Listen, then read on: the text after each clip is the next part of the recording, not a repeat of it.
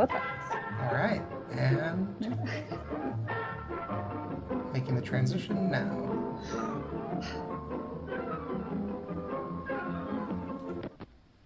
And now, on with the show.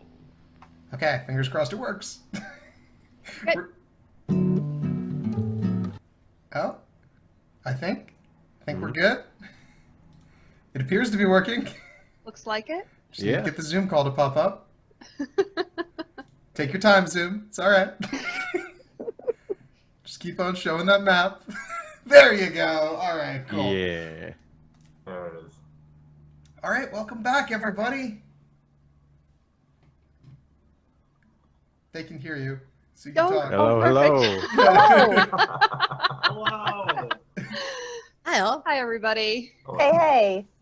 Okay, so are we good to just hop in, Nick? Is there anything that you want to go over first? Okay, so things to cover, I guess, quickly. This is our second of 4 D&D campaigns we're going to be doing this weekend. We just finished Mage with the Golden Gun. Now we are moving on to Curse of Flavortown.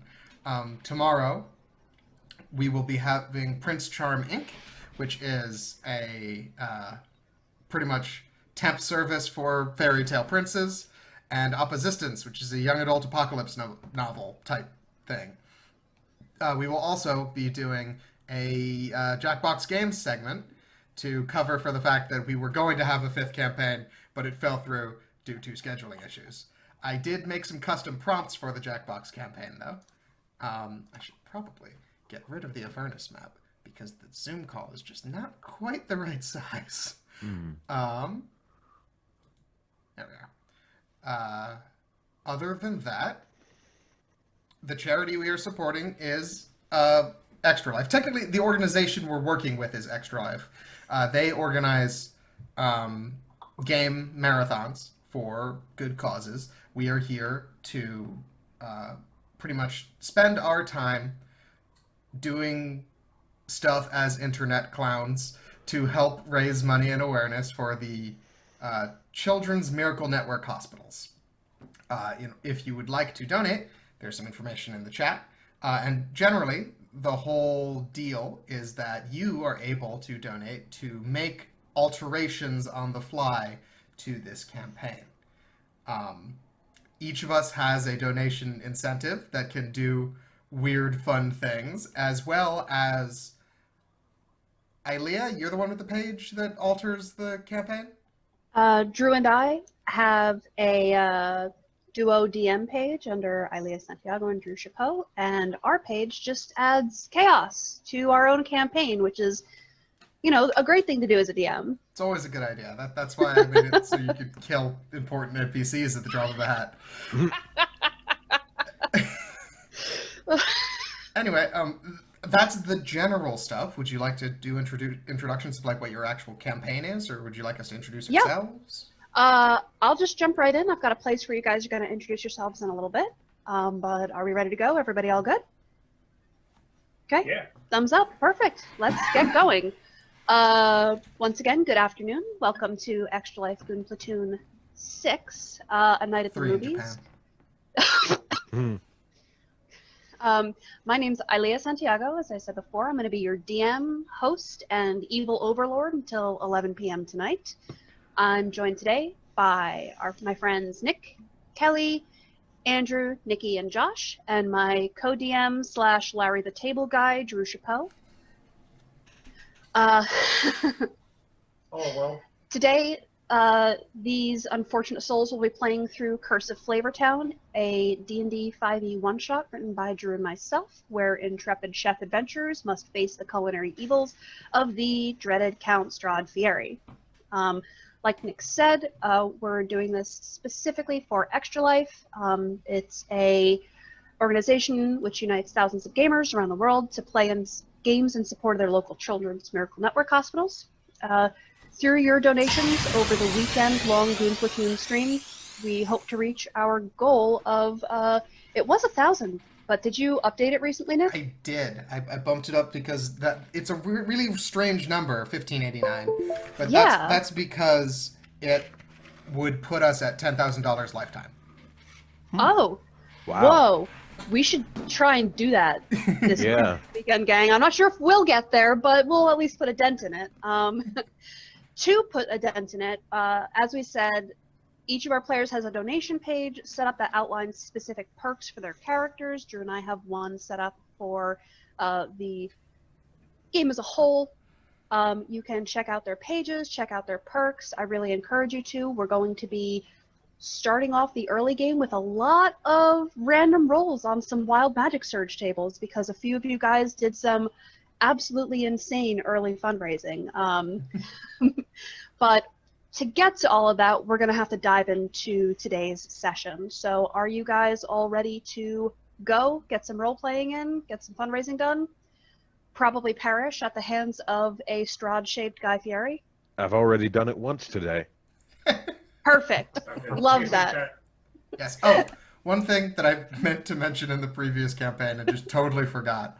I have a cross-campaign donation incentive. In addition to a couple of them that actually just care about the total, I have a thing where any donation of $3 or more that has a certain cent ending, and you could check the page for more details, are entered in a raffle to win one of several prizes. These prizes include the latest D&D book, Tasha's Cauldron of Everything, my favorite D&D supplement, the Tome of Beasts, as well as 3 high-value magic cards, including a Mana Crypt, which at last check was worth about $100. So if you play Magic, know someone who plays Magic, like to play D&D, knows someone who likes to play D&D, or at the last one, which is I'm raffling off, you could just ask me to run a one-shot of anything. So if you want to play, there you go. Or if you want to play some other system, if you want me to run the fishing sim game, which I found, it's a real thing, then I will do that for you. If you win that Tempting. raffle. Yeah. All right, and so with that, I think we're good to go. I think I have you guys on the main page of Curse of Flavortown on Roll20. Yes. Perfect. Strahd All right. Fieri is staring into our soul. I only use my Photoshop skills for evil. Can verify.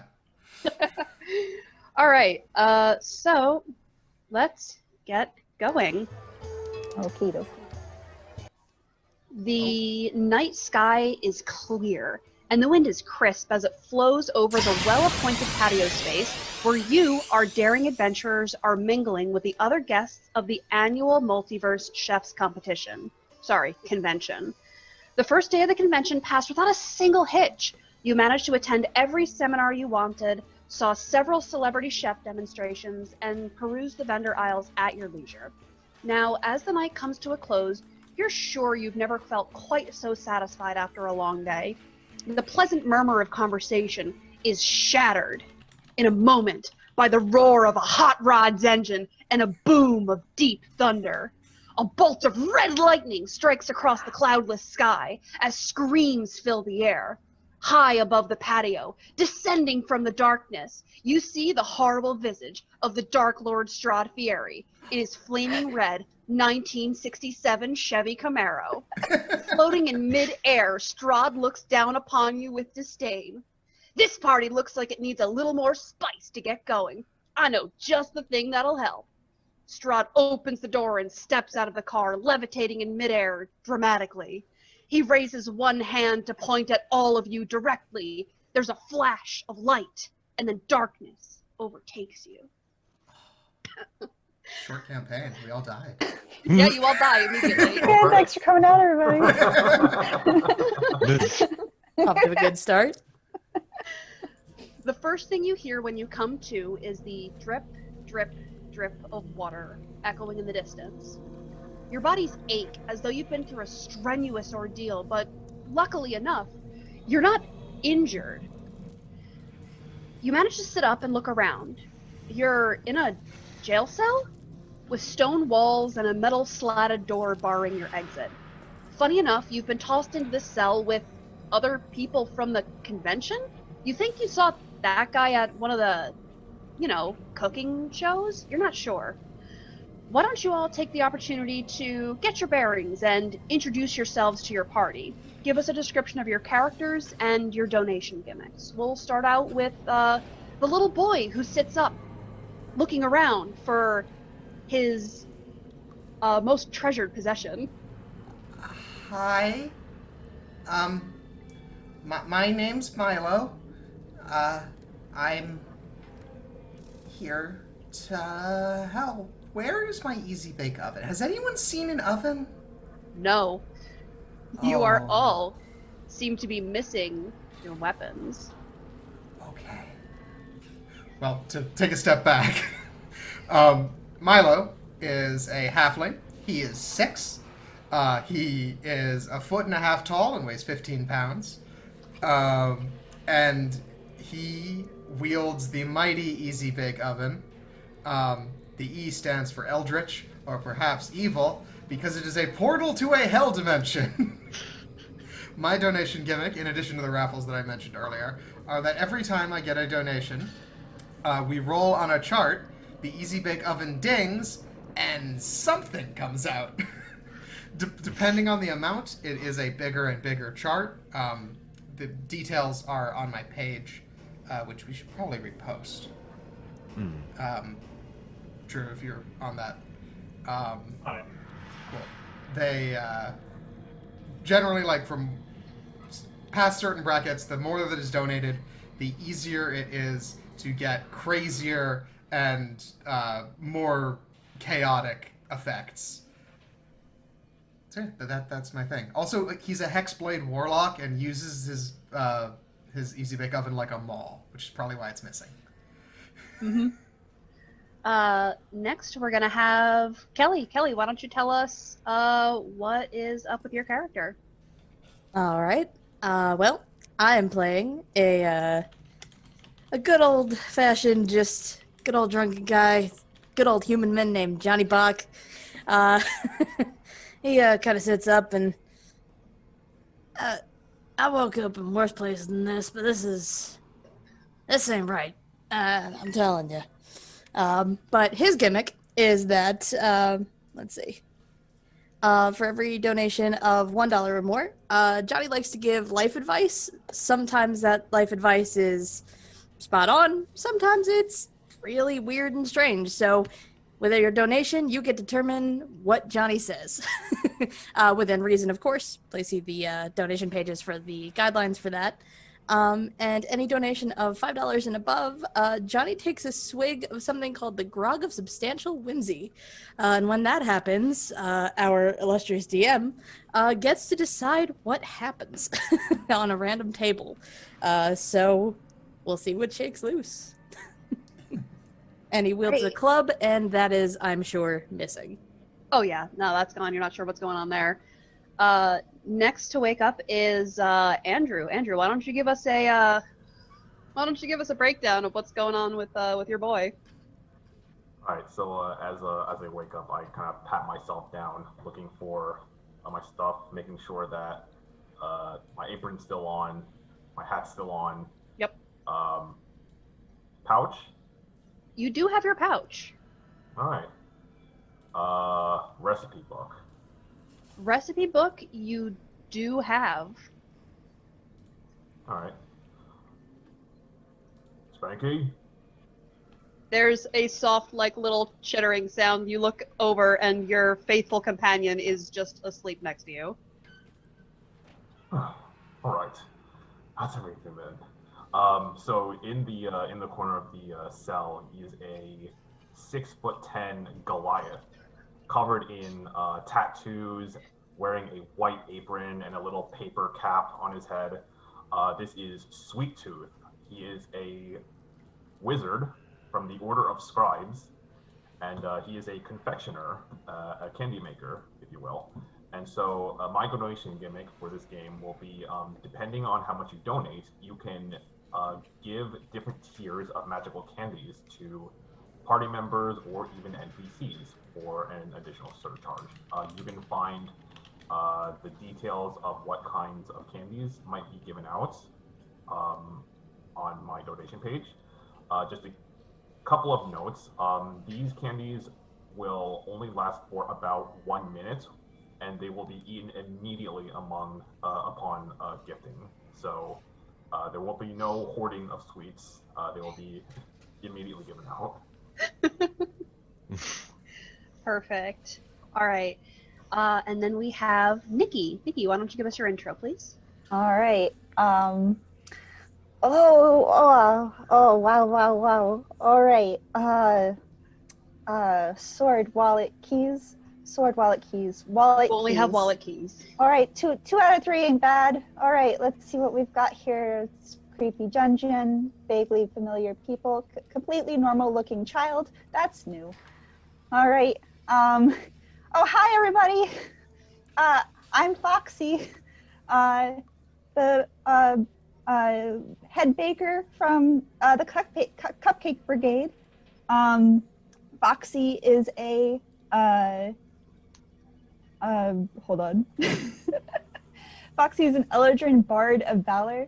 She's a very rosy-looking Eladrin elf with very pink skin, very magenta hair piled up on top of her head that looks kind of like a big pile of cupcake frosting.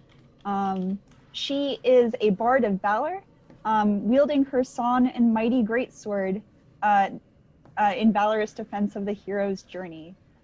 She is here. She was attending the convention, to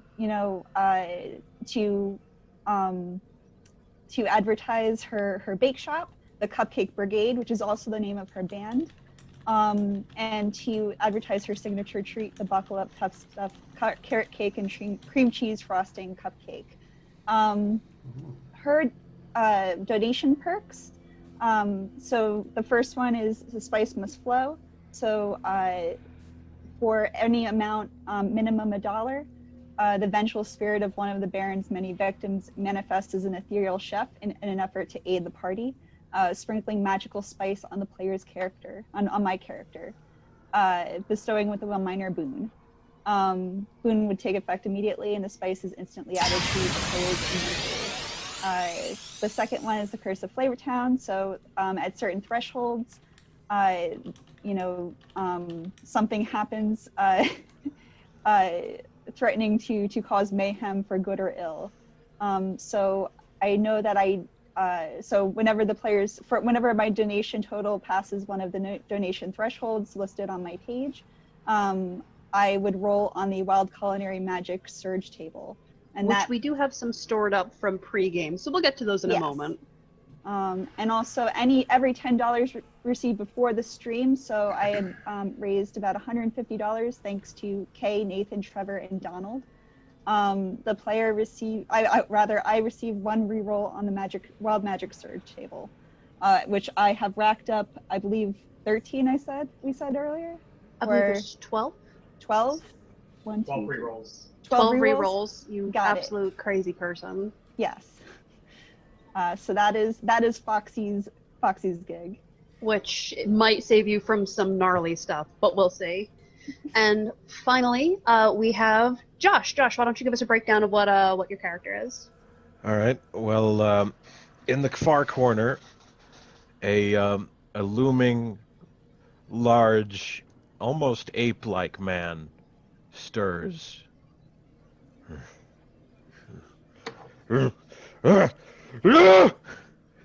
He immediately goes for the bars, trying desperately to shake them off. Then, realizing he can't break them immediately, looks around and says, "Oh, me forgot manners. Christopher Caveman. Christopher Caveman is the world's first short order cook who was frozen in a block of ice and recently defrosted. He came to the convention to instill his more classical methods of cooking, like fire, to the convention. Now, his donation perk is unique in that it is evolution. Basically, every $5 donated to my page, every donation of $5 or more to Christopher Caveman will advance his technology up one age. So, for instance, right now he's in the Stone Age, and he has as his weapon a big stick, aka the world's first rolling pin. But should you toss him $5, he'll move up to the Stone Age, or to the Bronze Age. Excuse me. Oh, sorry. Hold on. And then, Everything broke. oh boy. Oh no! They can still hear you and everything, but for whatever reason, stuff got all out of sorts. And but yeah, he'll move up to the Bronze Age, then to the Iron Age.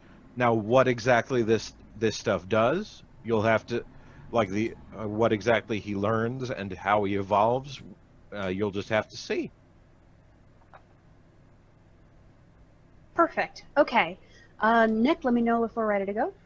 Very nearly. Just need to move this to the top. Okay. I think we're good. All right. So, Also, yes, sorry about the sound of loud follows. I usually keep it that loud as a gag because it's startling. When I'm doing a normal stream. But when we're actually trying to convey stuff, it's less funny. Okay, it should be good to go. okay. Then we'll continue. As you all orient yourselves and the cell, you kind of introduce yourselves. What's going on? Do you know? I don't know. Were you there when Strahd descended from the sky in his Camaro? Yeah, I was there. I saw that. That was really wild, wasn't it? Yeah, uh-huh. You hear a soft hiss from the jail cell across the hall. Hello? Are you there? Are you all awake? Is there anybody in that cell that's awake? No. Depends. Who's asking? Okay. Yes, terrible. You all see a human man in his mid-40s, you think, inch into the torchlight. He presses his face against the bar of his cell, and squints over at you guys. He's Oh, gigantic. no. And you see celebrity chef Gordon Ramsay squinting over at your group. Are sorry, God, maybe I should. This is terrible. Are you all okay? Were you also kidnapped from the convention? Yes. It is that Oh way. yeah, absolutely. Sure looks like it. That's definitely what happened. Okay. There's a lot going on. You've been asleep for a long time. All of the jail cells around us were full, but now they've been taking people away one by one, and I'm not sure how much time we have left. One of the cells down in the southern part of the block, there was digging, but that stopped. Other people have been dragged away. There's been screaming. The warden of the jail has been just taking us one by one. Do you guys think that if you get out of your cell that you could help me escape? Sure. Okay. When me get out, me will help. That's the spirit. He nods. He's like, I've got. The last time I was taken out for questioning by the warden, I managed to get a lockpick. I can maybe get out of my cell, but it's only a one-use thing, so we'll have to. It might break, so we'll have to really see what we can do. And as he says this, you guys hear a low groan and a squeak of a heavy door from down the hallway. Gordon Ramsay puts his finger to his lips before slipping back into the darkness of his cell, encouraging you to do the same with a quick wave of his hand. Heavy footsteps make their way down towards you, and after a couple of seconds, a group of 4 guards in red armor, black aprons, and white chef's hats come into view. I would like to hide behind Johnny. Give me a stealth roll, please. Oh wait, are you a halfling? Yes. I'm Yeah. a tiny halfling. You're a tiny, tiny halfling. I'm a Yeah, halfling you're child. basically invisible. Johnny doesn't even know you're there. Except for Johnny has like senses of like, oh, there's a kid somewhere in here. I should be thinking about that. I'm not gonna. Sorry. They pause before your cell, the guards, and look over all of you with kind of dismissive gazes. I mean, moving back into the cell didn't do much to hide you, except for Milo, but you get the sense they're not here for you, especially when they turn around to face Chef Ramsay. All right, Ramsay, you're needed on set. The warden wants to see you. There's a creak and a low screech as the door of Chef Ramsay's cell is pulled to the side. 3 guards enter while the one who spoke watches with arms crossed. You all hear the sounds of a scuffle, and Chef Ramsay is dragged from the cell, 1 guard on each side as he twists and kicks, attempting to escape their unyielding grasp. Strahd Fieri will never get away with this, he shouts. One day, he'll be made to pay for his crimes. Yeah. The guards scoff and turn as one, beginning to drag Chef Ramsay down the hall. To your surprise, he manages to break grasp for just a moment, grabbing the bars of your cell and dropping something as he's pulled away by the guards who recapture him in a moment. With another loud clang, the door at the end of the hall opens, and Chef Ramsay is dragged out of view. His shouts fade in a couple of moments, and once again, you are all alone in the dark of the dungeon. What do you do? Yeesh. Tough luck, Chef. Oh no, not the celebrity chef we literally just met 5 seconds ago. Did he still have his lockpick, or did he drop it? Christopher looks on the ground to see what was dropped. Yeah, you guys do see that Chef Ramsay dropped for you what looks like a small metal pick shaped like a spatula. You're not sure why it's shaped like a spatula, because it definitely won't be useful as one, but you think it could be used to unlock the door if you're dexterous enough.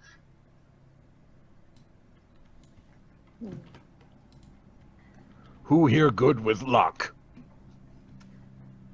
With these sausage fingers. I could. I'll do it. Go for it. Here, small one. Yeah. Okay. What check is that? Sleight of hand? Yeah, give me a sleight of hand, and while you're fiddling with that, a couple of things happen all at once.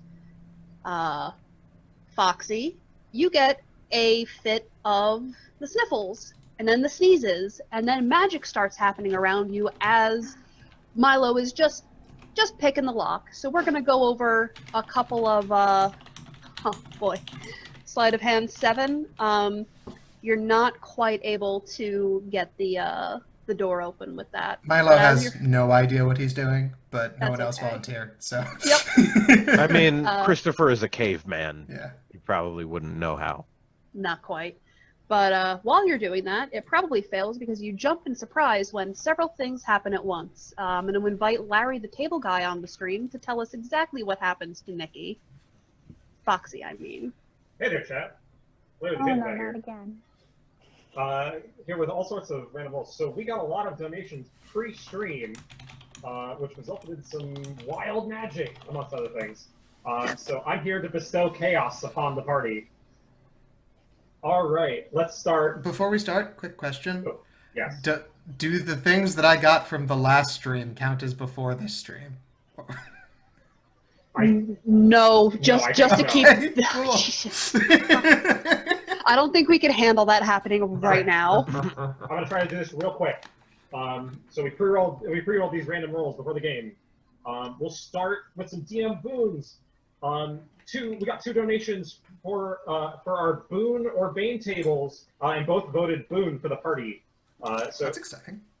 So I've pre-rolled and randomly selected some players. So these 2 are from Sam, Foxxy.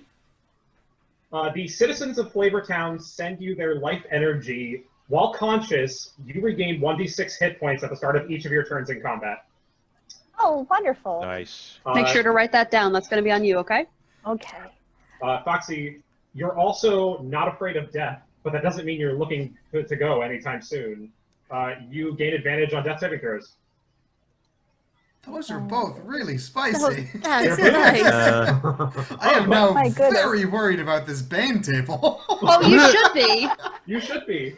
But wait, there's more. 2 more boons. All right, this one's for Sweet Tooth. Sweet Tooth. Oh, and these effects for these 2 boons are double. Oh. Sweet Tooth, Oh boy. you get a boon. You're quick to take action. You gain plus 1d4 on all of your initiative rolls twice. So you gain plus 2d4 on all of your initiative rolls. Wow. This is going to Wow. become unbelievable soon. This last one was randomly sent to Johnny. Again, these 2 were by Alzen. So, Johnny, this one's for you twice. You got to follow the song in your heart. You gain a D10 Bardic Inspiration die, and then you get another one. All right. We'll do these real quick. Foxy, some wild magic happens to you from your table. First, you cast Confusion on yourself. Oh, dang. Not again. Second, you immediately age 4 years. What? Oh, dang. Third. Not again. You cast Fog Cloud on yourself, engulfing the entire cell. Fourth, Not again. if you don't, if you want any reroll of these, just say stop. Stop. Stop, Drew. Stop. Okay. Which Roll a one? d100. Huh? Roll a d100. Okay. And which one are you rerolling? I'm gonna roll the reroll the confusion one. Okay. Quick, roll a d100. Okay. Ah! Calm, Drew. A 6. A 6. Mm-hmm. Foxy. Let's see. I see. A Modron, chosen and controlled by the DM, appears in an unoccupied space within 5 feet of you. It will follow you around for 1 minute. You can't see it because the fog cloud is just encompassing it, but it's there. That's going to be a surprise when the fog goes away. Oh, yeah. Foxy. Yay! I'm not confused anymore. Foxy, the damage of your next spell is maximized.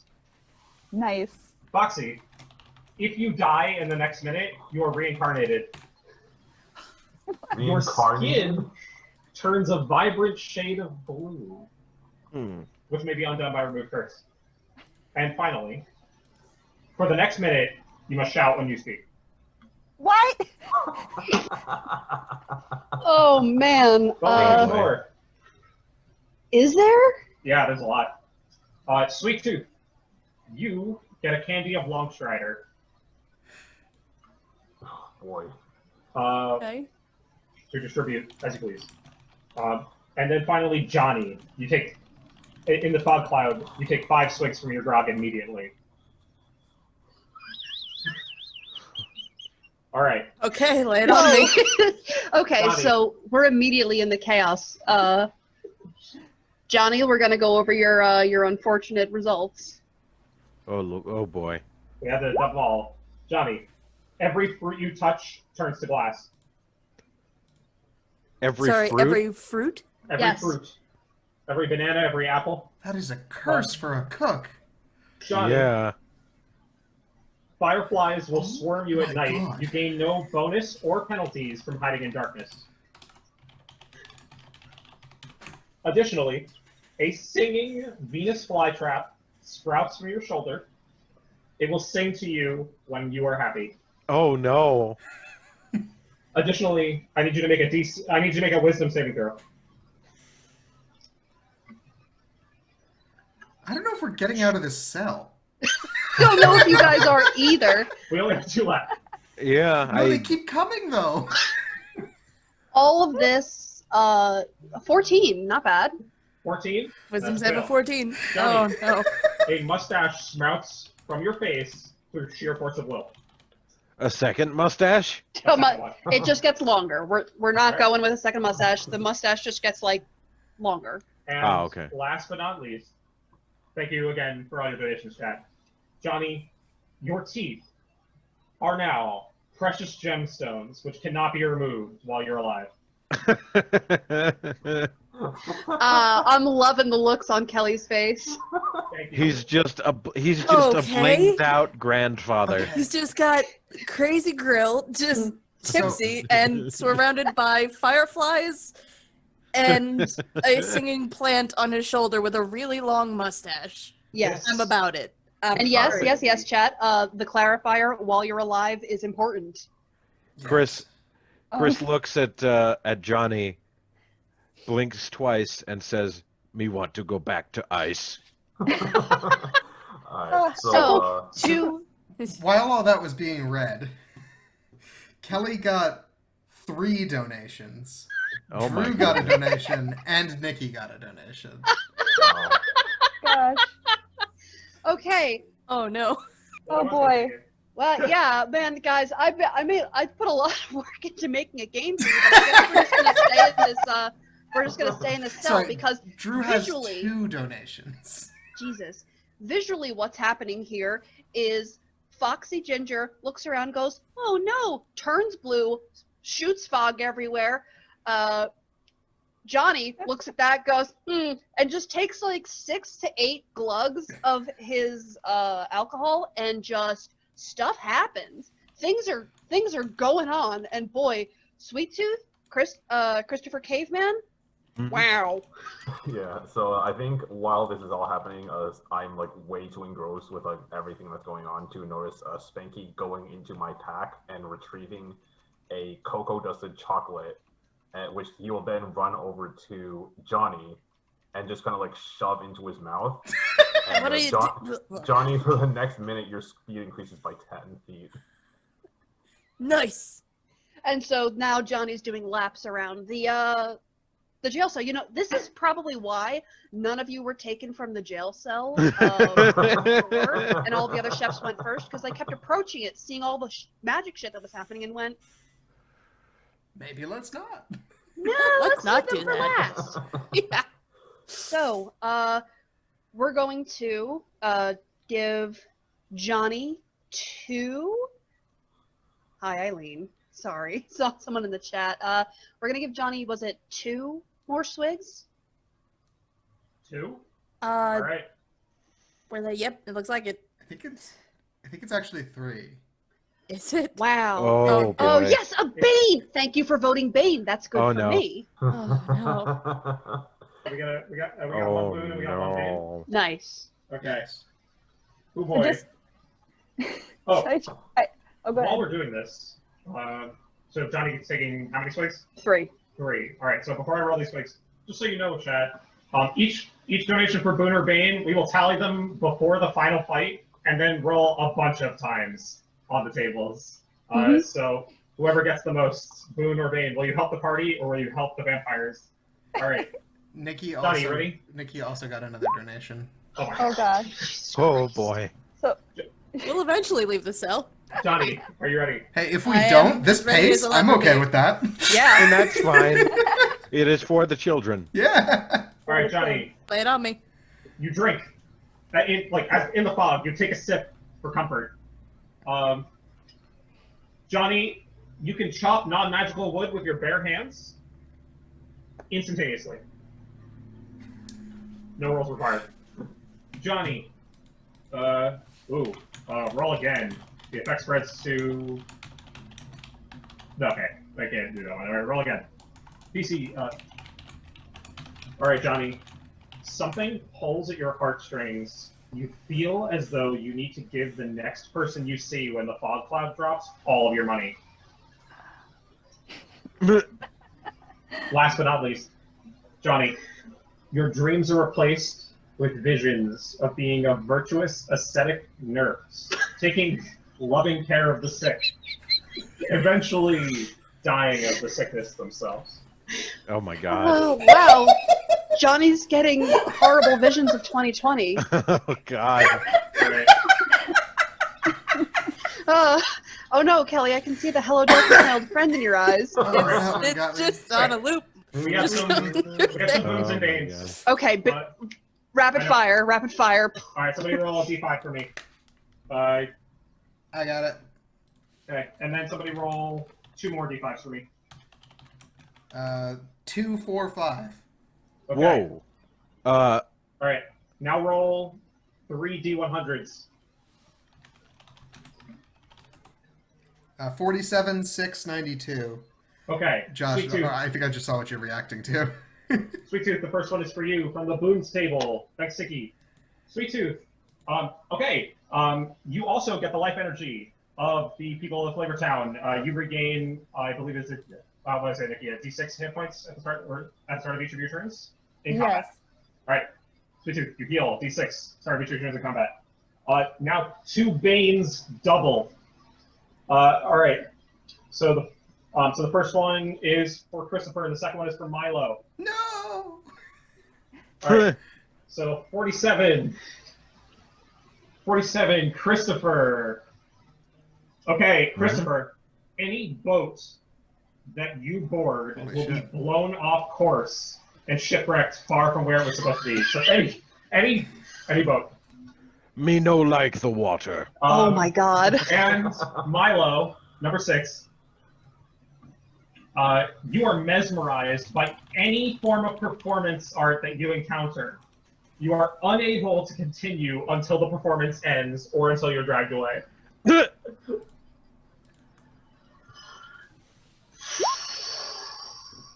Well, it's been fun, guys. Sorry, could you repeat that? What makes me entranced? Any Performance form of art. performance art. Oh, okay, so I'm just a child. Yeah. Yes. Okay, cool. Wow. So Chris got a bunch of donations, is that right? Yes. Yeah. Yeah. And I got a donation as well. You're You are Chris. you're Chris. Oh, right. Yeah. Brain.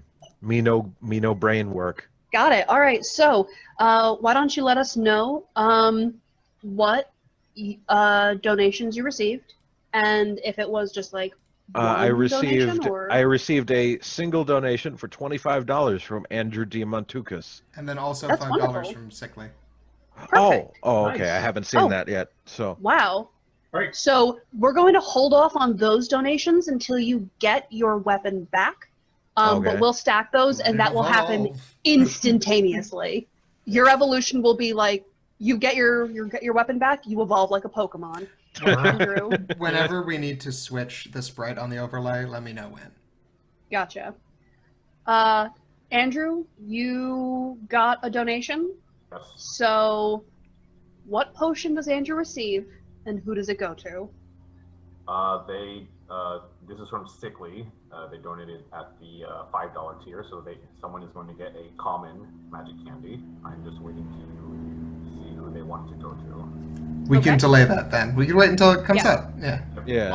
Once they reply, you just shove that right in their mouth. But for now, Let's with get all out the of here. confusion that has gone through, the fog cloud drops. Milo is cowering in a corner holding a sharp rock. Perfect. And it's just Johnny, you give all of your money to Christopher Caveman. Hey, here you go, my man. This is for you. Here you go. You'll use it better than I can. Sweet Tooth This takes for a candy. eat? No, Okay. no. You don't want to eat that. That's not good for your insides. Alright, Me will make note of this. The candy I rolled was a candy of healing, so I heal 2d4 plus 2 heal. Perfect. Sweet Tooth, you feel great. You also feel like you have to get out of the cell right now before some other person donates to the stream. Too late!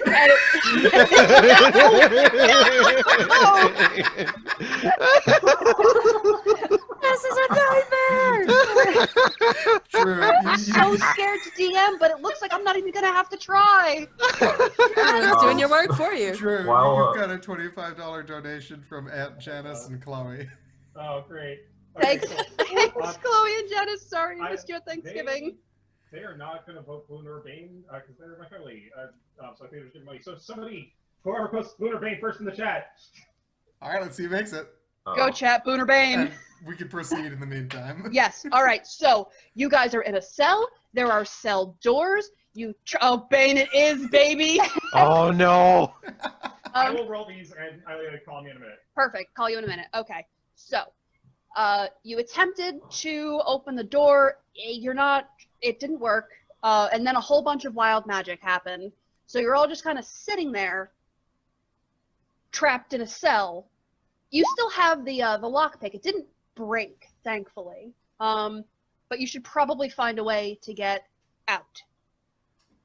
I'm gonna have Spanky pick the lockpick up and try to get this door open. Okay. And to give a quick explanation, can you describe what Spanky is? 'Cause I don't Spanky actually... is my familiar. He is a capuchin monkey. Perfect. So very little, should be very dexterous. I'd hope so. Why don't we have him roll a sleight of hand? Sure. I'm just gonna let this monkey do it. He's your assistant, isn't he? Yeah. He does not have proficiency in that. What's He's a +2 to dex. his intelligence? For sleight of hand? No. Just like overall. What's his intelligence? Yeah. 4. Sure. Let's go for it. Go, monkey. Thank you for the shout out, Jordan. Alright, that's a 21 total. Perfect. You know what? The problem here was that Milo was doing it right. He just didn't have the leverage. As soon as your familiar grabs it and pushes it in, there's a click, and the door squeaks as it swings open, and you guys are able to exit out into the hallway. Let me drop a quick marker to indicate that you... Boy, I have a lot of Roll20 assets. A quick marker to indicate that you guys have unlocked this this cell. So you're free to navigate the hallway. Let me open up a bit more of the map for you then. That's my boy. So I just want to confirm, I'm still blue, and I'm still shouting. Oh yeah, Right? 100%. Yeah. And then I just wanted to make sure, because I had a lot of them. Oh, God. So there's something following me for a minute. Oh, it disappeared. There was so much going on that you guys just like... Okay. Stuff happened, y'all looked around and went, whoa, and then it disappeared in a minute. I love that there was like this looming figure in the fog that you saw, and then the fog cleared and it was gone. And it's like, ugh. It's like, yeah, we gotta get out of this place. Yeah. There's just an It Follows monster in here Oh, somewhere. no, thank Yep. you.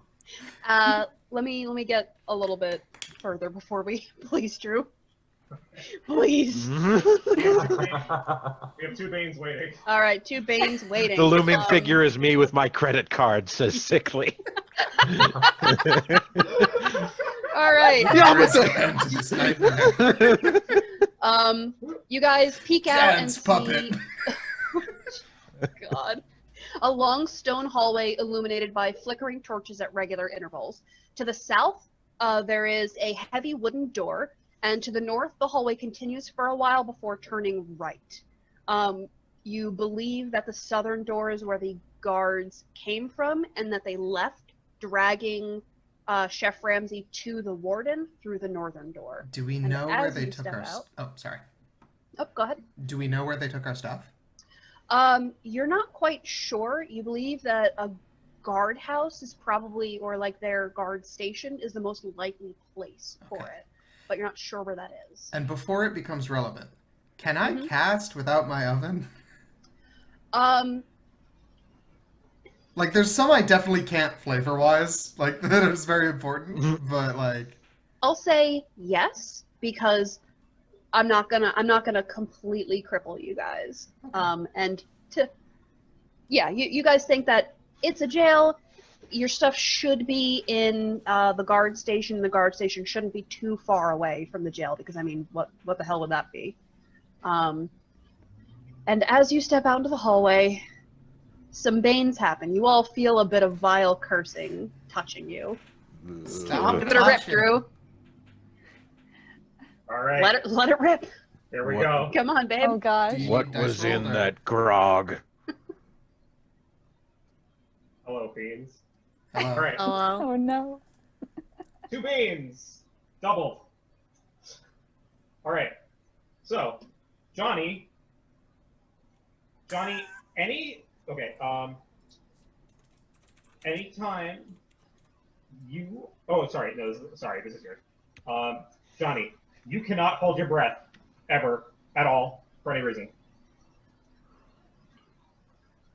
I really Sure. hope that never comes up. I hope that doesn't come up. I'm delighted. Yeah, there was a time limit on this, but it's doubled, so you just can't hold your breath. Goodness. And then the next one is for Christopher. Uh-oh. Christopher, anytime you are in a private residence, you will accidentally break something the owner holds dear. Actually, you will accidentally break two things that the owner holds dear. That's just Christopher's style. I was about to say, that sounds perfectly fine. Yeah, I don't Where think is he even somebody's knows private he's cursed. Yeah. Yeah, no, he wouldn't. Unnoticeable. All right. So, yeah, as you guys look around, there are several other cells, and the long hallway. What are you doing? Do any of these cells have windows in them? No, none of the cells have windows in them, but as you look around, let me just reveal the other cells. Milo's gonna book it north because he's got a vibe that he's hoping that that's where his stuff is. All right. Christopher will follow Milo because the strong should protect the sweet. Oh, Jesus. That All right, is so grim, Gungati. Wait, little boy! Come back! horrible. As you dart north, you see that there is a doorway and a little foyer area. But as you pass by this cell, oh, hang on, wrong tool. That one there? That cell, yeah.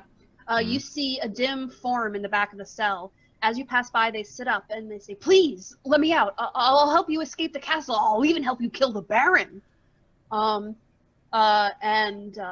you just hear this voice and see this shadowy figure in the back.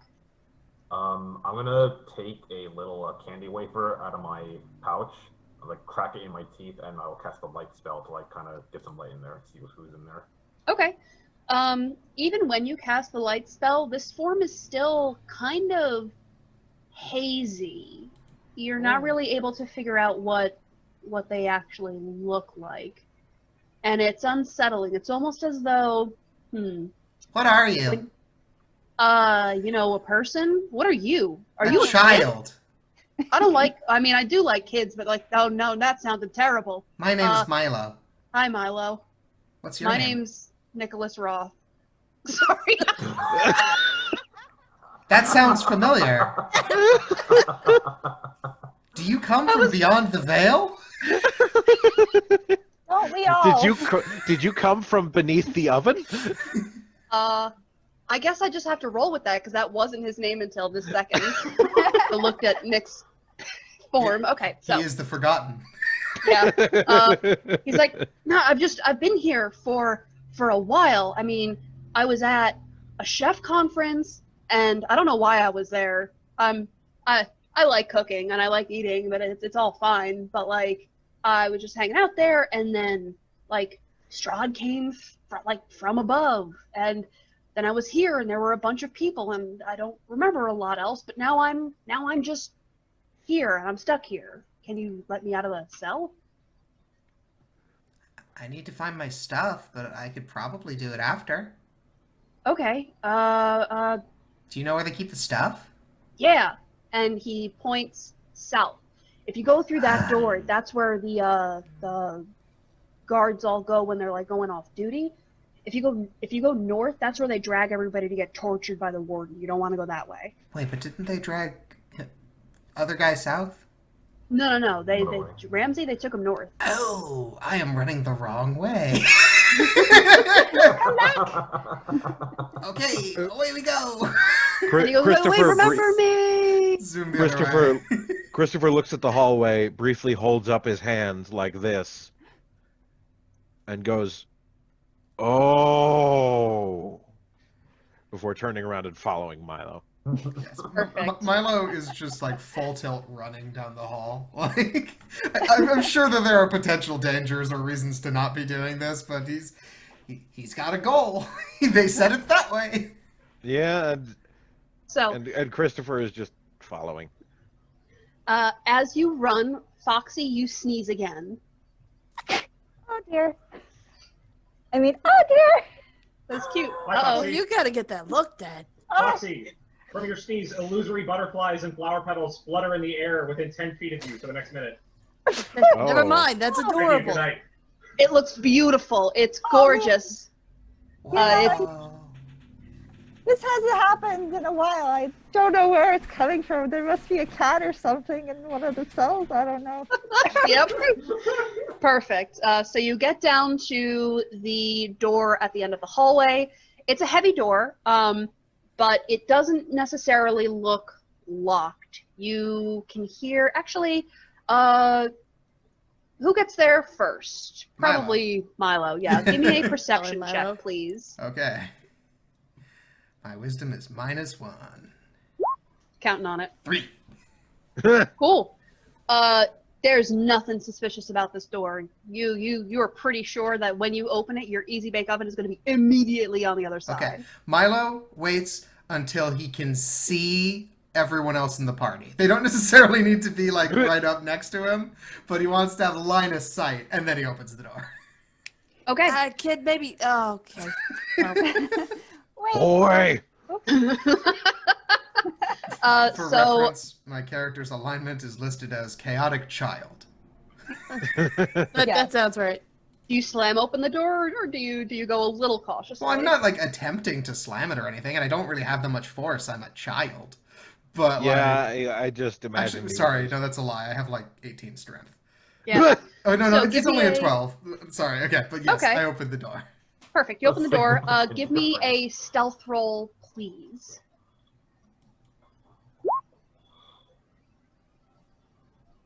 14. 14? Okay.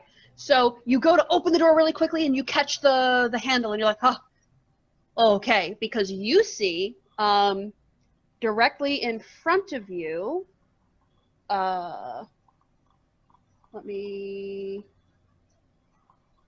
get some of this open on I the will say that page. if I see anything actively threatening, I will cast a spell immediately. Like, don't Oh, care what it is. boy. It's just like if the thing opens and I I'm like, won't oh hesitate. shit, boom. Nothing too terrifying. Okay. You see a large desk laden with paperwork and spare sets of what look like manacles. You're not sure from your vantage point. On the wall, there are a series of Employee of the Month plaques, but they all seem to read The Warden and show the same middle-aged Italian face on them. On the wall, there are... Oh, I said that. Behind the desk, you see just the tops of the heads of 2 guards sitting at a table. It looks like they're facing away from you. Their attention seems to be on what sounds like an old television. You can't really tell what's playing from this distance, but they're talking over it anyway. What do you do? Where are they? So the 2 guards, I just realized, are on the wrong layer. There's one that is right here, and another that is right here. They are in the back of the little guard space. It sounds like they're watching television. Okay. And did you say we saw any of our stuff or no? You didn't see any of your stuff, but there is another door right here. Okay, I'm just gonna like not fully close the door, but just like put it a little bit closed again, and then turn around. Who is closest to me? Actually, I saw someone do magic. Who did I see do magic? You saw Foxxy do so much magic. And Sweet Tooth too, right? Yes. Okay, so I'm gonna walk over to whichever of the 2 of those are closer, and go like, "Can you kill people?" It's a rather blunt question. I suppose so. Well, because there's like guards in there.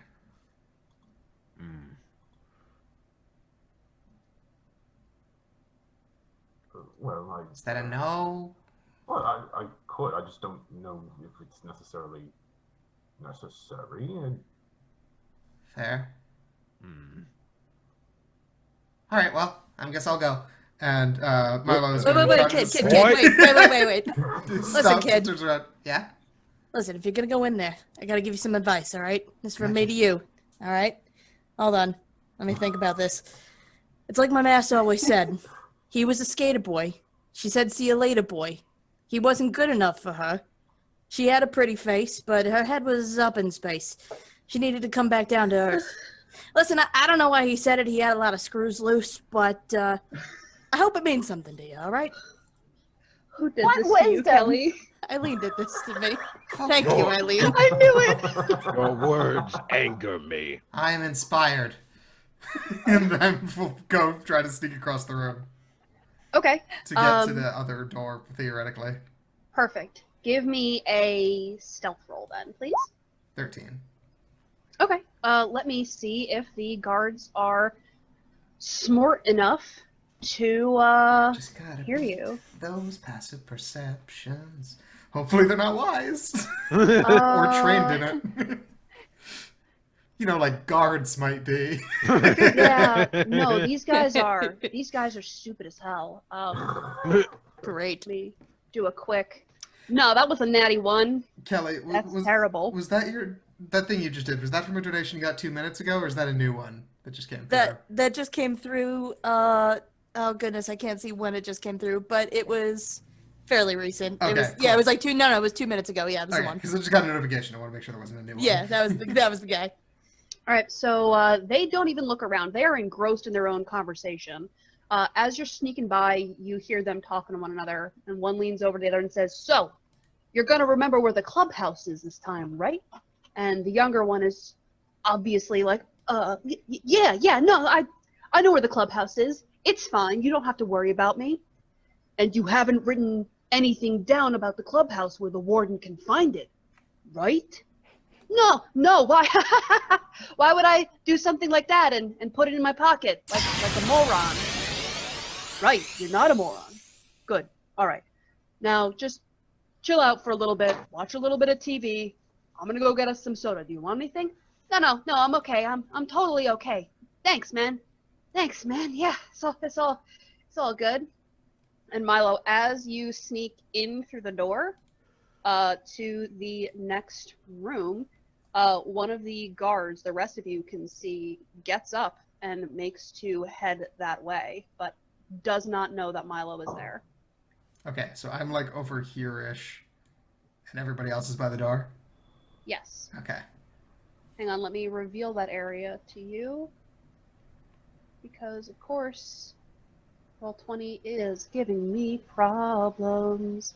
Do I know someone's coming in after me or no? You hear all that, so you know that he's coming in after you. You heard that. Okay. But you go through into the other room. And when you push open the door, you see a small, well-organized back room. Several tables along the far wall hold a set of familiar pieces of weapons and armor and an easy bake oven. When you move further into the room, you can see there's a small forge set up, a tiny place to prepare food, and a soda machine with Strahd Fieri's face emblazoned across the front. Okay, well, I guess I'll zip on over to my easy bake oven. You got it. It's in your hands. Okay, cool. Do you Where- hide? Sure, why not? I guess I'll hide. Okay. Hey, I'm asking Yeah, if you want to Yeah. that guard to open up the door and you to blast him with eldritch power. Wild, go for it, man. I'll hide. I might as well. They made some. I was inspired by the Skater Boy lyrics. I still don't know exactly what's up, but I assume I was doing the right thing. Good. So All right, perfect. I guess I'll try Solid. and hide. Okay. Awesome. You just go under the table, and the tablecloth over it is enough for you to just disappear. You hear the guard walk over, mess with the soda machine. You hear 2 clunks of something coming out. He stands up and he goes, "Ugh, hate this stuff. Fernet Branca, who puts that in anything?" and walks out of the room. And he goes back to the table and sits with his friends. Or his friend, you think. Can I just, like, size up this guy of, like, do I think this person's a threat? Like, what is my vibe I'm getting from this? Sure. So it looks like a tall humanoid in all red armor. Looks relatively well set up, like he could handle himself in a fight. Oh, no. Okay. Your call exactly when this happens, but I just got a donation. Okay. Uh-oh. So I have received my Easy Bake Oven. You have received your Easy Bake Oven. And it is $10, so it is at the highest tier. Okay. So, Drew, should I roll the number, or would you like to roll the number as keeper of the charts? Come on, Larry the Table Guy. There's a lot of stuff happening. I will roll this thing, and in about a moment, it will pop out. Okay. Okay. I will, like... I'm probably, like, gauging whether I want to engage or not. Like, I'm at the door here and be like, do I just sneak by? Like, what's the plan? And then that'll probably be when it pops out. Uh-huh.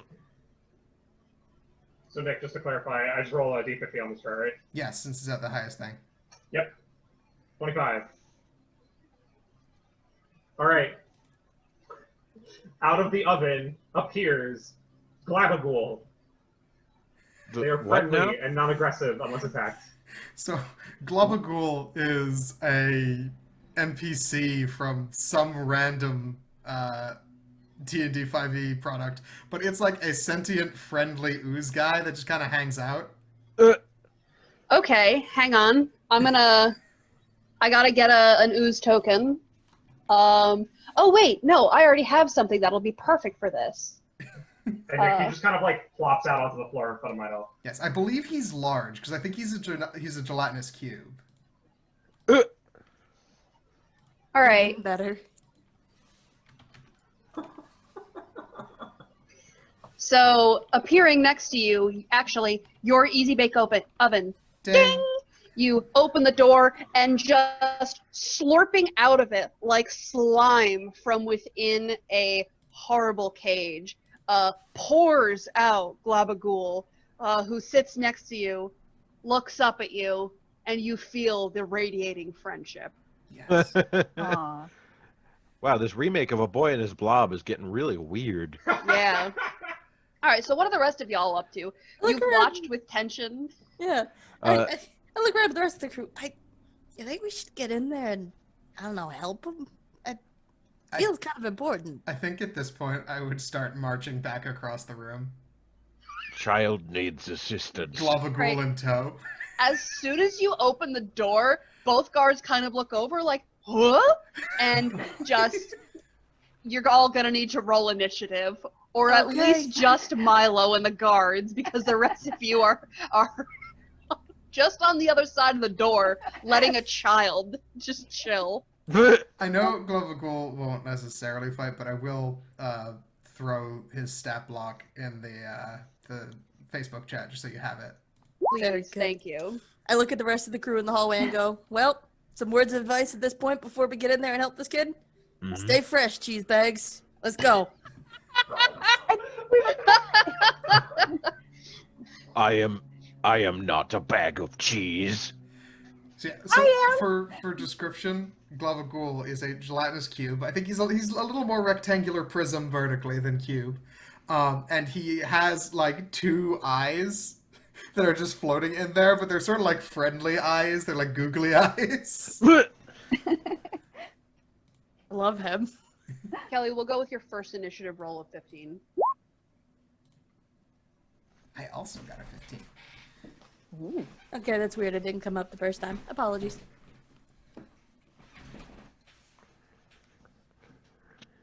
Alrighty. And then we're gonna have guard 1. 1 second.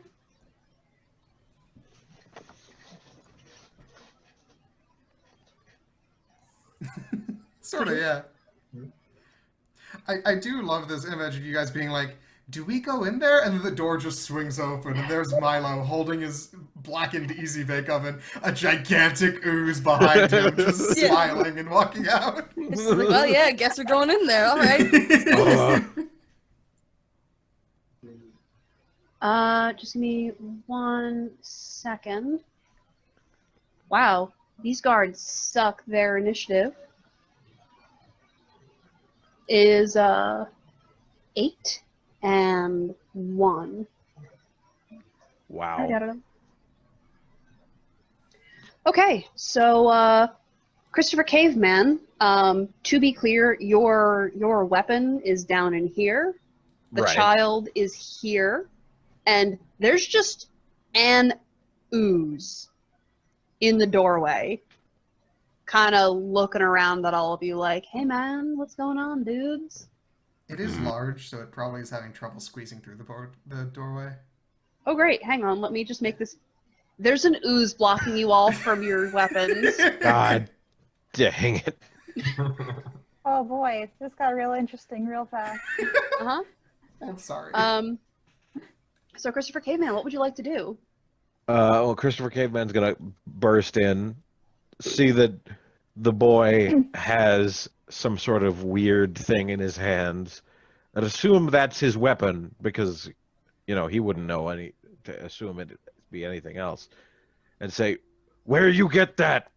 Over there, and I point directly through Globagool. Yep.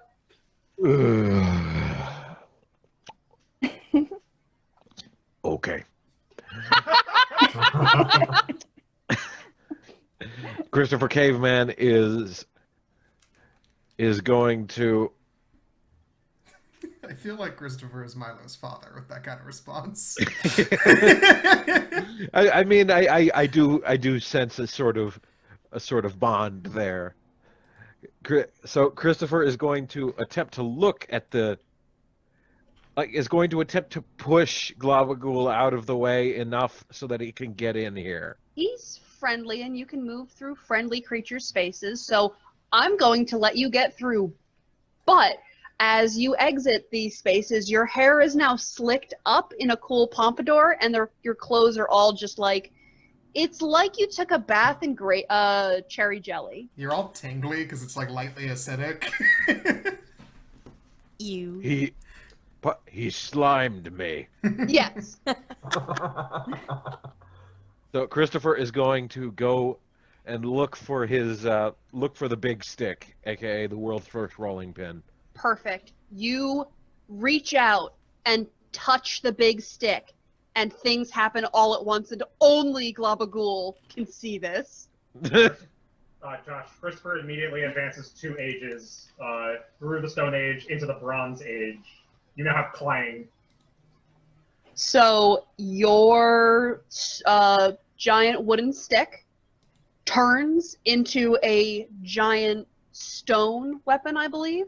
Yeah, it was a stone weapon, and then Now it's a bronze sword. Yep, it evolves before your eyes. Your once wooden stick becomes a bronze sword, and you learn all that comes along with, smithing bronze into a sword. You're not going to use it right now, but you know it. It now deals 2 additional melee damage. Yep. yeah. Andrew, am I going for Flavortown Josh 3? Is that the one he is now? Yes. Okay. They should be named in order of. Right, but they skip sometimes, so I wanted to make sure that there Okay. wasn't. Let me double check the file names real quick. No worries. It's just because I know that there are Yep, levels that. It should be number 3 for Yeah. Clang. For those of you watching the stream, Christopher Caveman on the left-hand side will update his image to the Bronze Age shortly. And by the way, all of the art on the left-hand side of the page was done by Andrew and is radical. Amazing. And is crazy, the amount of work Yeah. he's put in. So, So the more you again- donate to Christopher Caveman, the more you get to see his different ages, which are just choice. Yeah, and every time I will upgrade, I'll post it in the side here so you can see exactly what changed. So Yeah. there's the Bronze Age. This is what the Stone Age would have been. Yes. Oh, the Now, siege. And we have prepared many, many tiers. So any donation of $5 or more will advance him further, and you'll get to see more of Andrew's wonderful art and see just how insane this caveman gets. Yes. Perfect. I Is do there- have it updated currently. I will be updating the other view when we get there, so just remind me if I don't. Gotcha. Gotcha. All right. Is there anything else you would like to do on your turn? Well, I can't really do much other than get back out here and just kind of brandish my sword at them. Okay, you do that. Just kind of Next up level it. is Foxxy. You see Christopher emerge with a sword, and you're sure that's where your equipment is. Oh, excellent. Though before I go, I did see it looked like Andrew needed to be added to the turn order because he rolled in chat. Oh, hang on. Because he had the pluses. Yeah, and I don't think the character sheet would have added the D4s. It would not have. Hang on, just give me 1 second.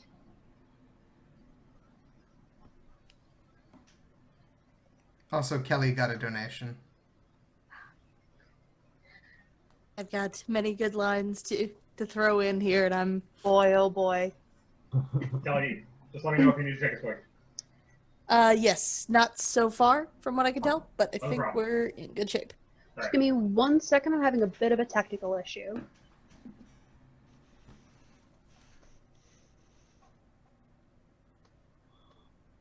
In the meantime, thanks everybody again for the donations. You're Yeah. you're helping us out big time. Yeah, thank you guys so much.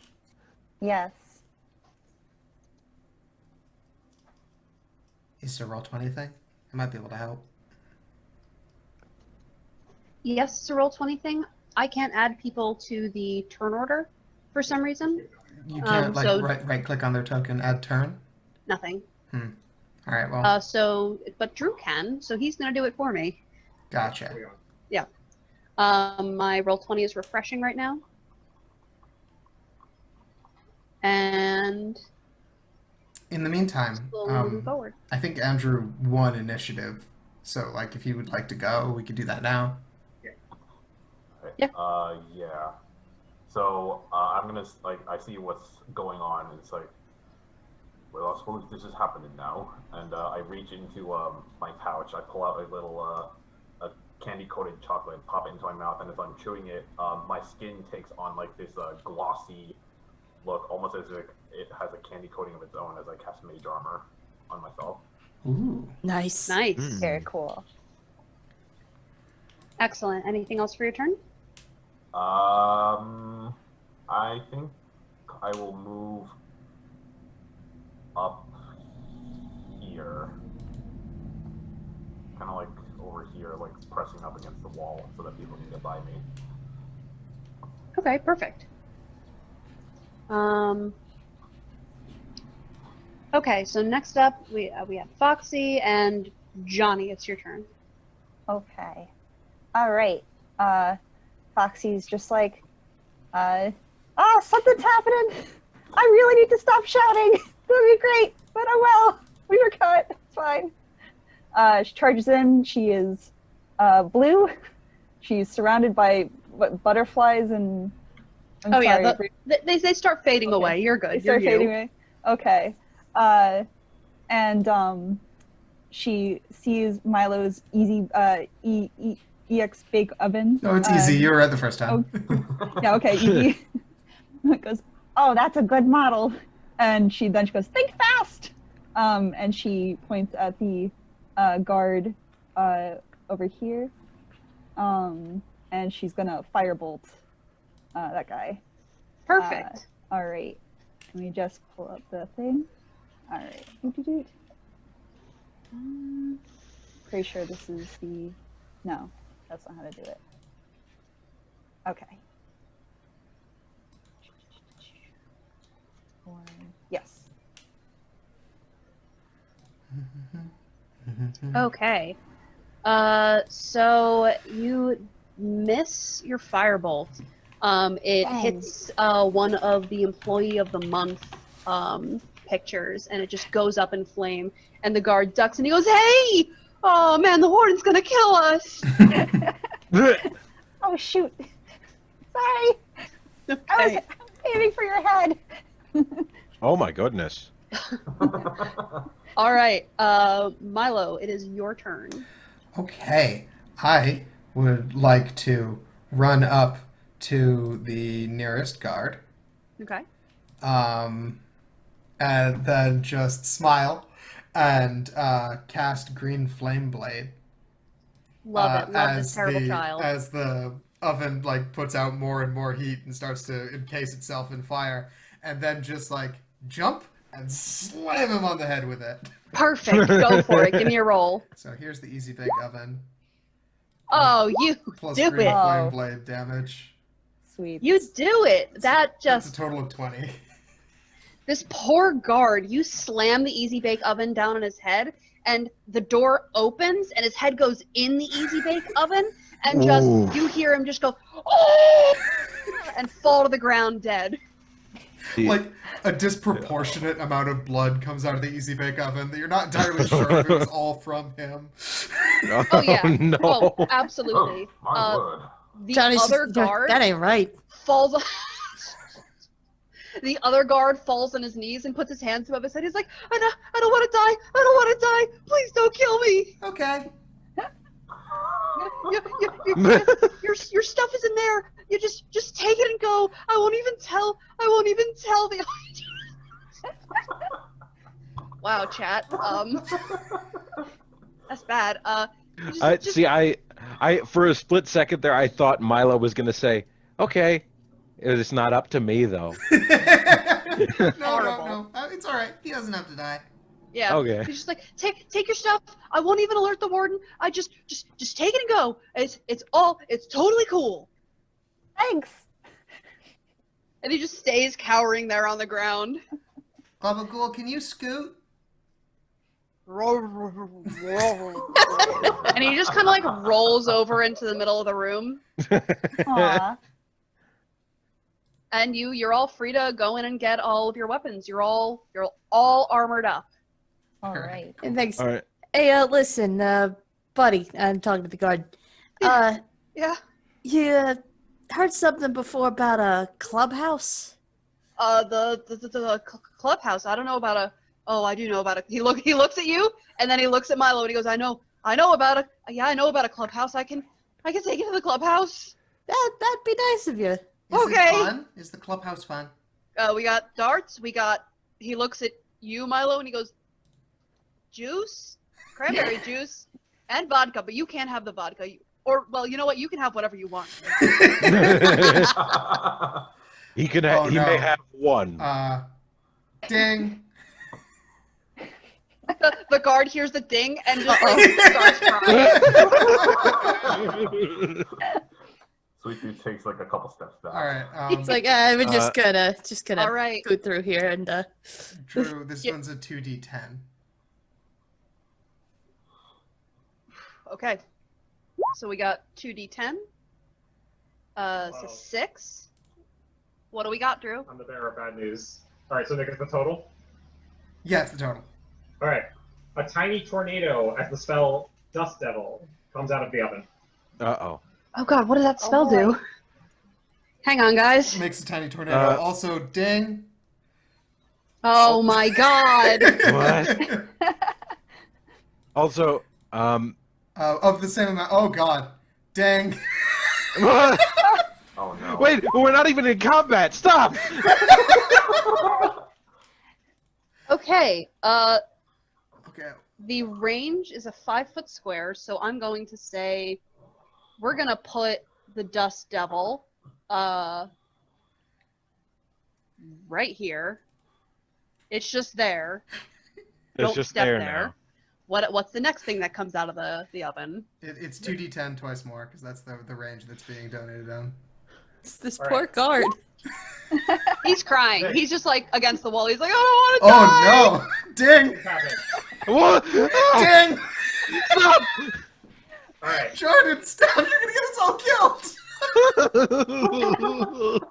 Okay. Okay, there appear to be a total of 5 of them, is what just happened. All of them on the 2d10 chart. Oh no. Oh no. Y'all are in a really enclosed space. You know Oh, that? God. We should get Oh our my stuff goodness. and All right, run. here we go. Uh-huh. 5 times. Okay. First, Nick, you get a potion of fish command. Second, or sorry, Milo gets a potion of fish command. You get another potion of fish command. Number 9. This one might take time. It says the oven rings like a your oven rings like a telephone. And you pick up. Hello? It's the Baron. Hey, what are you doing down there? You can ask him. This has 3 questions here, but maybe 1 question. Yeah, you're gonna get one question for the You can ask him Baron. 1 question. Hi. He's under no obligation to be helpful. Hey, I guess we live here now.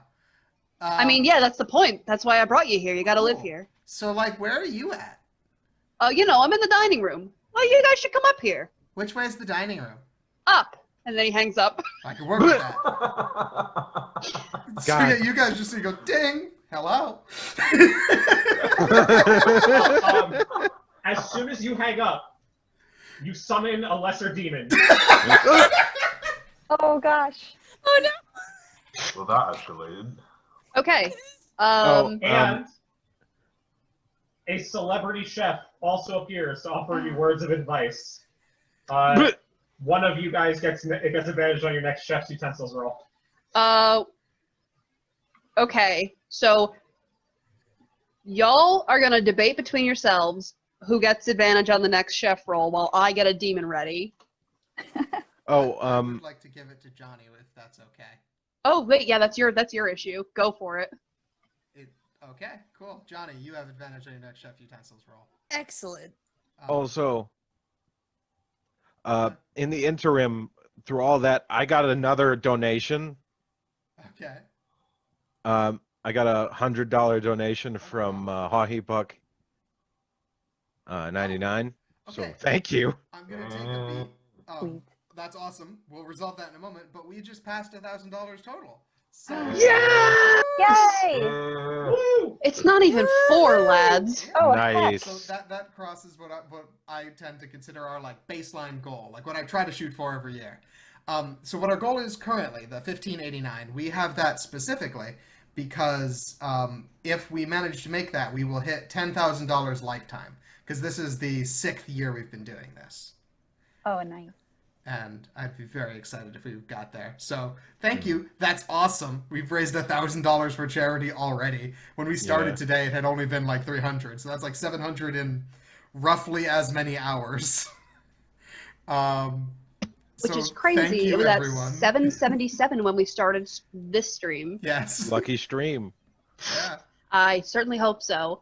So, as you guys are looking at Milo after he shuts the oven door, it dings again, and all of you are beginning to have a Pavlovian fear response to that sound. And you're justified because a hand shoots out, and a lesser demon just crawls their way out, hissing and screaming, and the guard faints. The guard's just like, done. And the demon climbs onto the table and just starts tearing apart the paperwork and eating it. We should go. Oh boy. Yeah. I'm going to Agreed. rifle through the guard's pockets to grab whatever piece of paper he had. Perfect. You find it really easily. You shuffle through, you grab it, you look at it, and it's a piece of paper that just says "Remember," and it has the symbol of a snarling wolf's head on it. Remember who Yeah. you are. And so you guys book it. Which way do you go? There is a hallway leading to another door over. Oh no, that's the darken. That's not reveal. There's a hallway leading to another door over here, or you can go up north. Oh, I want to let the other. Oh my God! Hello, demon. Sorry, I didn't see his sprite till Yeah, just he now. right there. Also, Yeah. Kelly, do you recognize that boy? Oh no. I'm Yeah, gonna so zip. get going. I'm gonna zip north to try and let me out of the cell. Oh, right. We were supposed to do that. You grabbed keys from the belt of the guard. Oh, that's much easier. I was just gonna Yeah. like fucking cantrip it until it broke. No, we're gonna. You go up and you do manage to open the door of the cell, and Nicholas Roth, which I apologize for. That was a panic moment. No, that's his name now. Hi, That's his Nicholas. name now. That's him. Looks at you and he goes, "I promise, I'll help." And he steps forward, and you realize that he's transparent. Are you And a then ghost? he What? disappears, and you're looking at this, and you're like, "I'm feeling a bit weird about this now." And you look at the ground, and you see that he's left behind an ectoplasmic slime trail that is glowing a faint blue. Is it like an ecto cooler? Like, is it the drink? Oh, it's not the drink, but No, it if it does was the look drink, like it would Jell-O. be green. Okay, cool. If you want some, you can take it. I'll try it. But All right, you try it. Oh. You get a +1 on your next Chef's Tools roll. Oh, You feel refreshed. I was expecting to feel poisoned. yeah, All right, neat. So does the trail lead somewhere? The trail does not. It looks like it's just circling around the cell. And Nicholas Roth is gone, and you're not sure what happened, but he did promise to help you at some point in the future. Well, he better. He'll regret it. Anyway, let's go. He's already got enough unfinished business. Which way do you think is up? The that man on way. the phone said he was up. And on the We phone? need look for Oh stairs. yeah, no, I called. It was the guy with the car, Mr. Fieri. He called, Uh-huh. and I was yeah. like, "Where are you at?" And he's like, "The dining room." And I'm like, "Where's the dining room?" And he's like, "Upstairs." Need Alright. find stairs. Yeah. All right, like which that. way do you guys go? Oh, also, Right. Mr. Caveman, what happened to your sword? Because I What, think what do you mean? What happened to? because you just advanced. An Yeah, inch. yeah. No, I know. That's me reacting. Okay, so would you like to And- describe what happens? Yeah. So basically, Christopher Caveman looks at the clang and notices that it looks a lot more refined than it did before. It feels lighter, so he can wield it with one hand now. Oh. And then, without warning, from one of the cells, a bear just jumps out and tries to maul Christopher, but he kills it pretty effortlessly, and now he wears its pelt. Perfect. This all happens in like 10 seconds, and the rest of you are utterly baffled. But of course, he is the first short order chef, so of course he'd be really quick at butchering. Can you teach me to do that? When you're older. Okay. He's the best day that ever. That ain't right. It ain't right, but you guys got to pick a way to go. Are you going north or are you going south? I guess Uh, now. I think we should at least see what the heck is up here. Yeah. Yeah. Let's go see if Alright. we can help our buddy Gordon. Who peeks through the door? I'll do it. All right, give me a stealth check. Uh-oh. 12. 12. Let me take. No, these guys are terrible.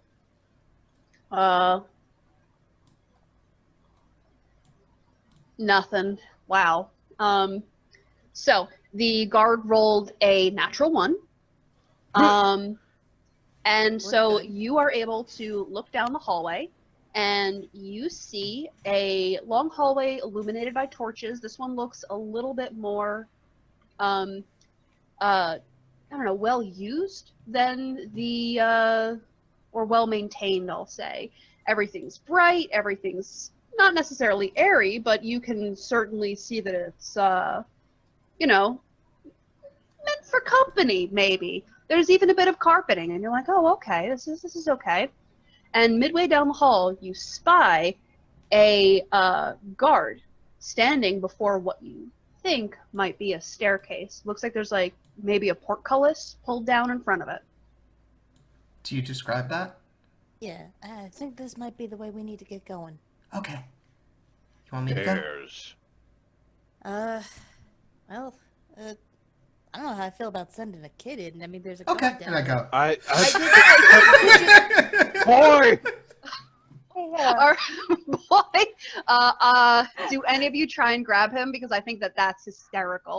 Yeah, no, I will say that Christopher is going to try and like grab him by the shoulder. I weigh nothing. You just get me by the scruff. Like, Oh, okay. yeah. I was gonna let you roll dex if you wanted to be like, I just keep going. Oh no, I was just like casually walking off. It was just like, Okay. oh! Like, Yeah, no. If they're making an honest attempt, then like, whatever. The smallest of boys is scruffed immediately.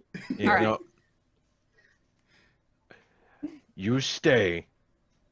I go. Follow if hear bad noise. What, like ska? Yes. Perfect. Christopher So if we hear Christopher any looks ska- left and right, trying to thinking what ska must mean, like grievous wounds or loss of wife. Pick it up, pick it up, pick it up. Go ahead. Yeah, you do feel the tempo increasing. And Christopher is going to advance Dang. on the guard. Whoop. Oh no. Maybe So- maybe the boy should have gone first. As Christopher advances, something pops out of the oven. This is 5d10, Drew. Oh boy. Hello, internet people. Out of the oven appears. A dark portal opens beneath Milo.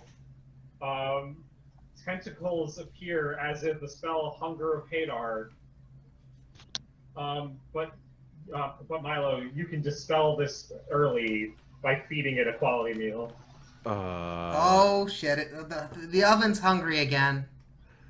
Oh. And so there's just this orb of darkness. Uh-huh. Oh, well, what do you feed it? Food mostly. Are we not going to talk about the again part? That's not the problem then? Okay. Oh no, this is a No, this very, seems pretty par the course. it's a very temperamental model. So do you guys have anything that you can feed the hungry oven? I have like 10 days worth of rations. You know what? If you give it 10 days worth of rations, it will disappear. Cool. I just start shoving rations into the oven.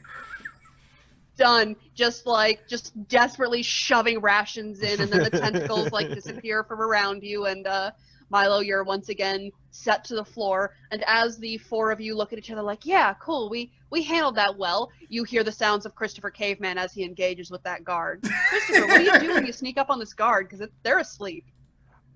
I'm just gonna hit him with the high adventure clang. All right, give Oh, we me are not good a people. advantage high adventure clang. If they're unconscious, that's advantage, right? Yeah. If they're unconscious, that would mean they're helpless, which would be it's an auto crit. Oh, cool. Just give me all you got. Oh boy. Sure. That was not very much. Okay, so it looks like you don't have a die on this. It says 2d6 bludgeoning. Right. I think the actual it doesn't look like it's actually rolling dice because it's just 2 plus force round plus 2 mod. So Drew, could you make sure that you put the d6 on there actually, and it's not just autofilling? Yeah. Yeah. Anyway, as a shortcut for now, Josh, if you could just roll 4d6. Sure. There you thing. go. It does say 2d6.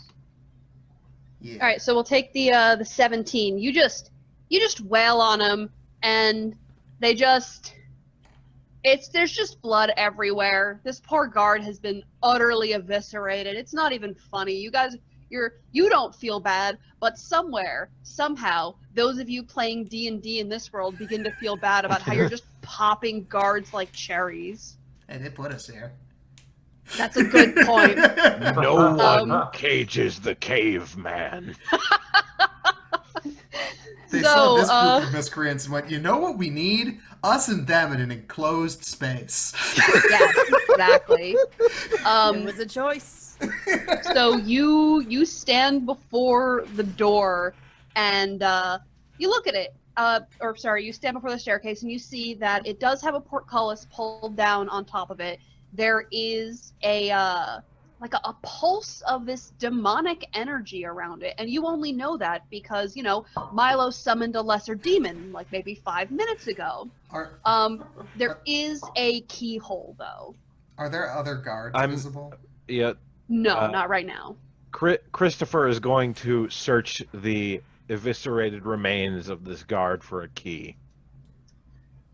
This guard does not seem to have a key, but he does have a little piece of paper on him that says "Remember" and the same wolf image on it.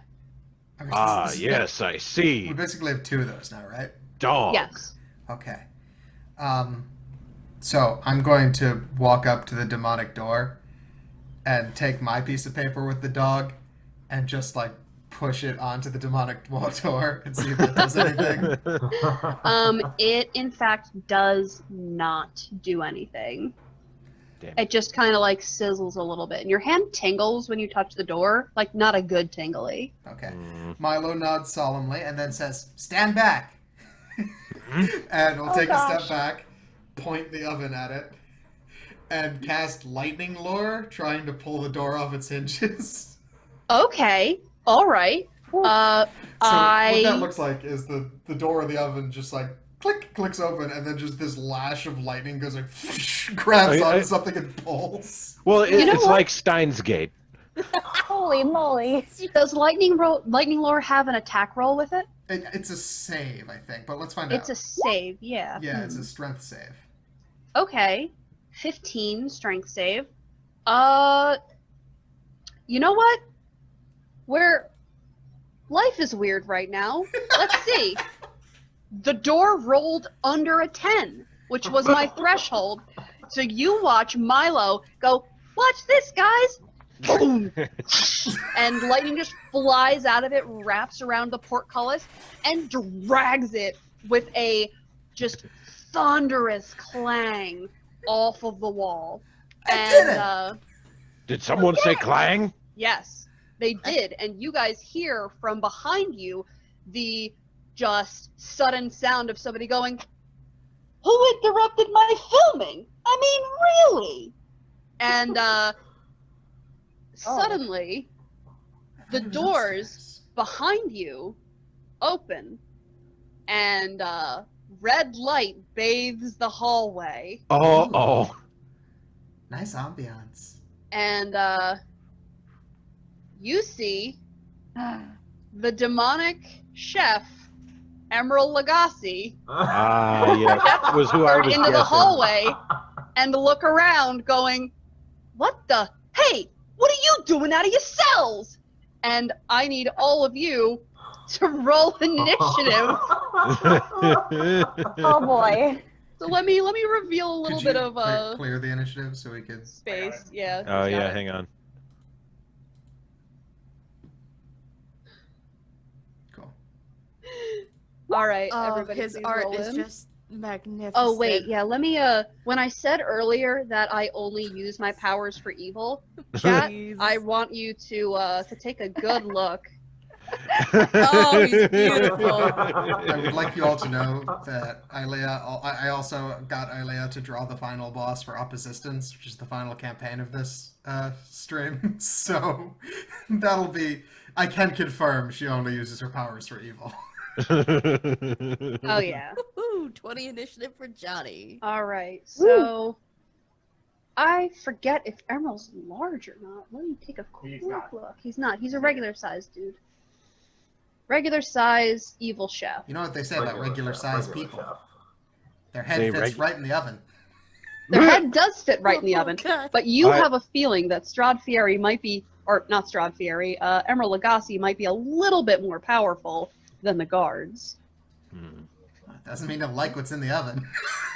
Very true. Okay, so let me just roll a quick Emerald initiative. It's a different kind of initiative. It's like gonna normal be initiative, but it 14. ends with a bang. Yeah, you know. Yeah. Oh yeah, it does. So we're gonna take a quick look at Emerald here, and then get started. So Emerald has stepped out into the hallway and is looking at all of you. His dread armor is flaming red, and he himself is giving off just this horrible demonic energy. It's really killing the vibe. Ooh. But let's get y'all sorted into descending order. And Johnny, what do you do? All right. I look behind him. I look at all this mess that's going on. This ain't right, Chef. All right, if you want to fight. And Johnny's going to take a swing with his club. Perfect. And remind me, is that magical if you hit with that? I don't believe so. I might be mistaken, though.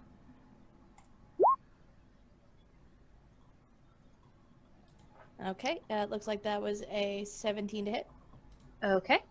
Let me just put this all together. As you swing, and you're swinging from up close. You step forward for this, right? Definitely. Emerald catches your bat, and he goes, "Nah, that's not how this is gonna work. This is my show." Uh-oh. Uh-huh. Oh dear. And Is he going to take a legendary action? Well, I don't think that's no, the end he's of not Kelly's gonna. turn. Yeah, it's not quite the end of Kelly's turn, but he does catch it. That's all good. Ooh, yikes. And then I think we are going to spend a key point and use Step of the Wind to disengage and run away. Oh, Kelly, what's my favorite feat in 5e? Oh no. Uh-huh. So we are going to make a quick attack against you, an attack of opportunity. Dang it. And that's going to be a 24 to hit. Ooh, that'll do it. Yeah, that'll hit. Okay, so you're gonna take 11 slapping damage as Emerald pulls out his spatula, etched on both sides with the word "BAM" as he smacks you to the side and prevents you from leaving his area. And he goes, okay, listen, it's gonna be fine. We're just gonna put you back in that cell, and the Baron will deal with you later, right? Hey, Caveman, you want to help me out here, bud? Sure. And then I think that'll be my turn. All Yeah, right. no. Chris is going to nod and then roar as he rages. Perfect. I'm pretty sure that. Let's see. And because he raged, he summons his ancestral protectors, 3 individual apes of varying sizes, all of which are female, all of which are named Sue. These are his sous chefs. Very good. Forgot about that. Very Perfect. good. So, Yeah, and so Christopher Caveman is going to get right up in his in Emerald's face, and is going to attack him with Clang. perfect. All right. So give me a clang attack, please. Sure thing. I keep pressing the wrong button. All right, 22. And clang is non-magical currently, right? Yes, that's true. Okay. So you managed to hit, but when you hit, Emerald takes it directly on the armor. He looks hurt, but it doesn't do as much damage as you thought that it would. Well, that's not very satisfying. No, not quite. All right. Is that your turn? Yeah, and I guess I would use a help action to help Johnny up to his feet if he was knocked off, or was he just attacked? No, he's just he can't move from here. Oh. Well then, yeah, I guess that's my turn. All right. Yeah, grumble, And grumble. okay. So, Emerald spreads his arms. His narrative droll picks up as he seems to address a spectral audience. And now, folks, The key to catching fugitives in my Triple D dungeon is a steady hand and a pinch of onion powder, and his overwhelming stage presence rumbles the area around you. And awakens the dog. Oh, wait, I mean, they did say remember dog. Yeah. Yep. So everybody within 10 feet of Emerald, which means, oh no, yeah, Milo, Christopher Caveman, and Johnny Bock are going to need to make a DC 13 Dexterity saving throw, please. Uh-oh. Nope. Oh, hey, a very dexterous cave. Woohoo! Milo did Perfect. not dodge. He was taken in by this aura of celebrity. Yes. And the faint scent of garlic. Oh, It yeah. is not faint. it ain't faint at all.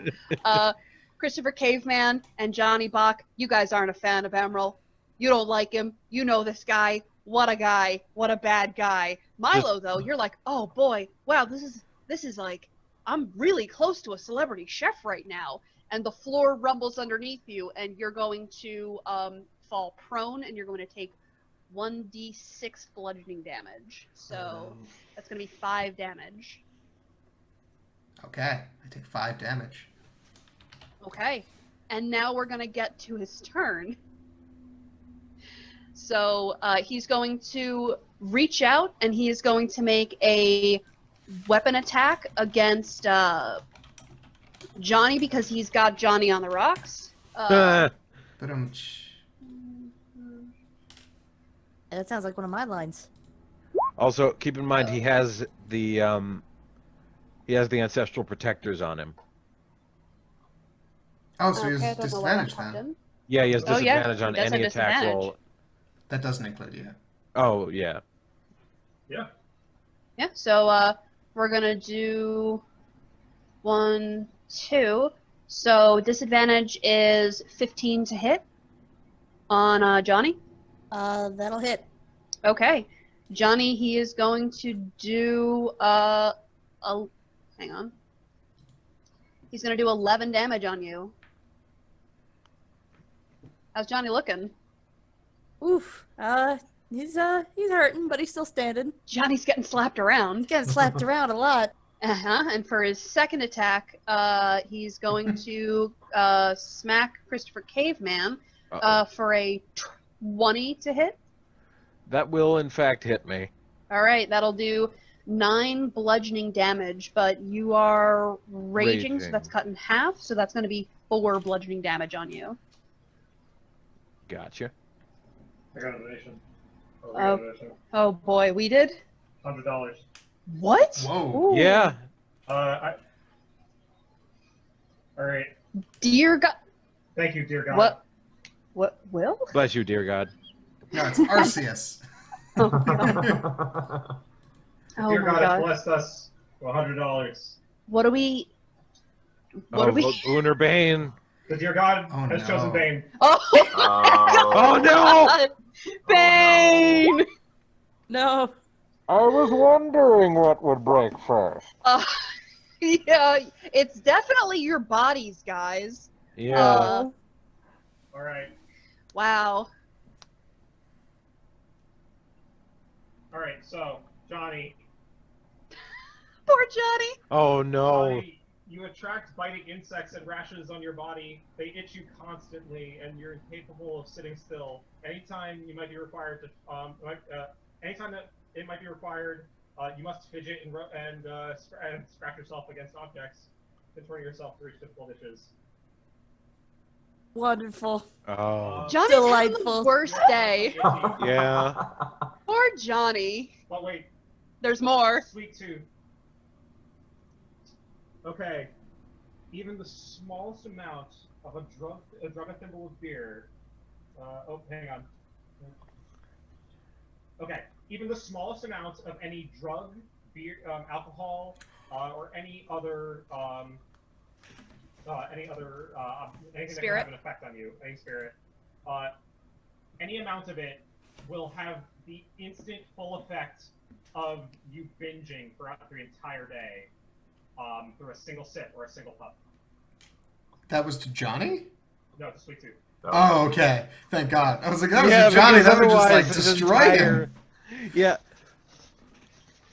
Yeah, Because that'd otherwise his be- entire gimmick is destroyed. Brutal. All right. Do Sweet Tooth's candies count as drugs? They might. We'll figure that out after a Depends break. what's in 'em. But Sweet Tooth, it's your turn, It and is. you also have a. I have received a donation. So the question is, what goes first, my donation or my turn? Your donation. Okay, so I have received a $30 donation from Donald Mersberger, which is the highest tier you can go, and that means that Emerald is going to get a very rare candy from my pouch. Oh, that could be so much, guys. That could be so much. Also, Kelly, you Amazing. just got a $100 donation from Dear God. I did. Thank Holy you, dear wow. God. That is very generous. And there's also Thank another you. $100 donation to somebody. Yeah, I think that was to me. Oh boy, Holy wow. I'm sweating a little, you guys. This is gonna be bad. We are within Maybe striking this distance was of this way too 10,000 chaotic. We are within striking distance of the 10,000 goal. I Right didn't now. I was gonna say, bother but, queuing up We're the gonna music do for it. All right. I mean, not for nothing. I just achieved my goal, so thank you. Strong appreciated. Yeah, and thank you again to Hahi Puck for allowing me to not only meet but exceed my goal for fundraising for the very first time since I've been doing Extra Life. Yeah, that's great. All right, I got $100 from Dear God. So, Dear God, if you are watching, please let me know what candies you want to go to which people. You can have a total of candies equal to the amount that you donated. So just let me know which ones you want to go to who. Yeah, and Sorry, this Drew. is too much. They're all over the place.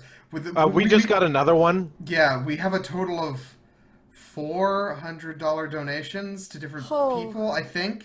Oh, Dear God, are you in the chat? Are you able to like clarify what is happening? Yeah, dear buddy, God. damn. Yo, Uh, what's happening? Okay. dear God, also, one of those $100 donations was to Oh, yeah, it was to Miss, me. My God. Okay, so we're gonna. Dear okay, God. so Dear let's God. be clear. Dear God. What time are we going on the break, Drew? 4. 4 o'clock. So for the next 4 minutes, a lot of stuff is gonna happen to Emerald Lagasse, and it's going to kill him. You're gonna be free to go up the stairs. So we are going to resolve them one by one. First, what happens to Christopher Caveman? And I'm just going to go in the order of my Zoom call. Right. Well, Christopher Caveman, the pelt is on his head. I think he retains the pelt. So so the sword is going to get refined even further because Christopher Caveman has gained the ability to access the Iron Age. Amazing. You get an even better sword. Guys, we broke the thing. Oh, wow. Praise be to the dear God. Hooray! Sorry, I'm a little shook because it was like 5 minutes ago. We were like, oh, you're like $600 away. Bam, You're bam, fine. bam, bam. goodness. Oh, wow. Okay. Oh, wow. So, thank you to everybody that has donated. We're going to get through all of this chaos as quickly as possible, and it's going to make the rest of the game utterly ridiculous. It's going to make it hilarious. Yes. So, Christopher Caveman is now in the Iron Age, has an actual honest-to-God sword. Does anything else happen to you? Well, according to one of my other donations, I'm supposed to find a flamethrower at some point at the DM's discretion. But You put it somewhere along the line. But, Honestly, I it need to disappears in your hand as you slowly roast Emerald Lagasse. We're gonna this whole section, quick section, is just gonna be you guys killing Emerald. yeah, no, I think that Christopher Caveman, out of pure frustration with the fact that he did not get that satisfying hit. He's going to learn how iron works, build a flamethrower, and then burn this man to death. Yes. Okay. So that's Christopher. What did you get your list of sweets yet, Andrew? Yes. I have not gotten anything from Dear God. Did you not? No, I've Okay. asked if they're in chat, then I haven't seen anything. And very specifically, Clang is now a gigantic, oversized chef's knife. Perfect.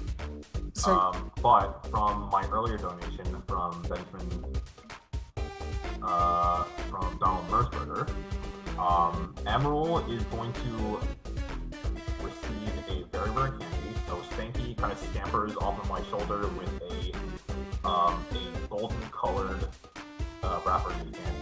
Runs up to Emerald, shoves it in his mouth, and it tastes of honey and lemon. And he receives a candy of greater restoration. Oh my god. So Oh, as wow. he's being melted by the flamethrower, Spanky just shoves this greater restoration in his mouth, and he's healing as his flesh is melting off and as he's screaming. And honestly, it's one of the most horrifying things you guys have ever seen. Neat. Milo, you're fine. You don't care. You're like, it's great. Okay. So, Let us know. As a quick aside, the thing that Dear God said was only boons. So presumably it just gets shuffled along with all the good guys, and we just get an assortment of random candies and ascend to God tier for a minute. Yes. What will happen is I know exactly what I'm going to do. Dear God, would you like them to get all of those candies in the final battle of this first section? Well, you let us know, but either that or right now they're God tier for like For like 3 seconds. I'll give you guys 5 minutes God tier once we get to the next section. Nikki, what donations do you have? Because we're gonna try and burn through these because we are over break already. What donations did I get? Yes. So I have a let's see. I had the ones from Vicky and Sickly earlier, and then the $100 donation from Dear God. Okay. So that is part of the. One moment. Goodness, I don't even. So we're gonna give you another 2 rolls on the Wild Magic Surge table, I think. Right. Yes. So there's one. Yeah, the 100. Well, yeah. So there's that, and then Yeah, Nikki, what's your total? total is just. Well, so far the total since Sickly's $5 donation was. Oh no, my total so far is a two. Where is it? 255. 255. Okay, so you get 2 yeah. rolls. Okay, 2 rolls. Okay. All right, so roll twice. Also, since you got 2 donations, Foxxy will also receive a pinch of cayenne pepper. Cayenne pepper. As Emerald Lagasse, a celebrity chef, slowly dying, says, take this to defeat the Baron, and he hands you cayenne pepper. You can use this as a one-time breath weapon to deal 3d6 fire damage to enemies in a 15-foot cone. Oh, sick. Oh, see, I Oh, thought gosh. you were just gonna get it, and as he was dying, we just go over to his corpse and go, BAM! Not quite. Oh, The good Wild though. Magic Surges, though. All right, what are your Also- numbers? Oh shoot. So that's roll two D100s. Yeah. Yes. Okay. So an 8 and a 45. 8 to 45. Yep. All right, Foxy. You might want to use one of these 3 rolls. Number 8. Oh wait, no, those are your rolls. Oh, wait. No, it's 45 and 24. Yes. Ah, dodge a bullet. Dodge the big bullet. All right, 45. Foxy, you immediately cast Levitate on yourself and begin to float up into the air. Oh, and wow. then The Levitating. skin turns an even deeper shade of blue. Amazing. So- Basically, Violet Beauregard from Willy Wonka. Yeah, Emerald's dying in front of you, and you're just floating by the ceiling, looking like a blueberry.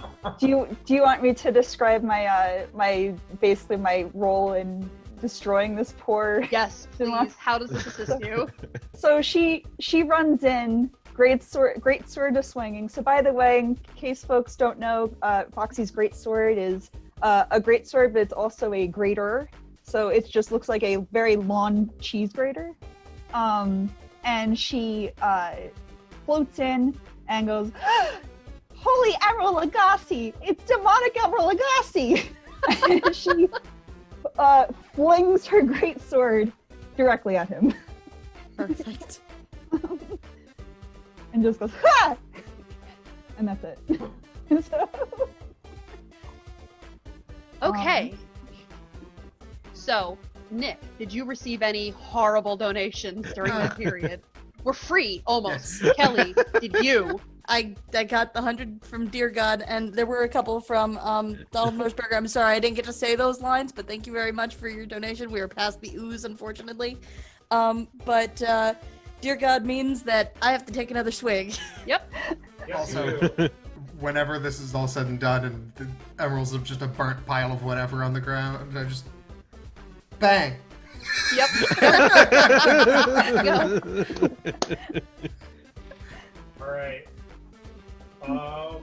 Johnny, you take a swig. Okay. Johnny, a sensation comes over you. If you look around at the rest of your party, you're 100% certain that all of them are aliens from another dimension.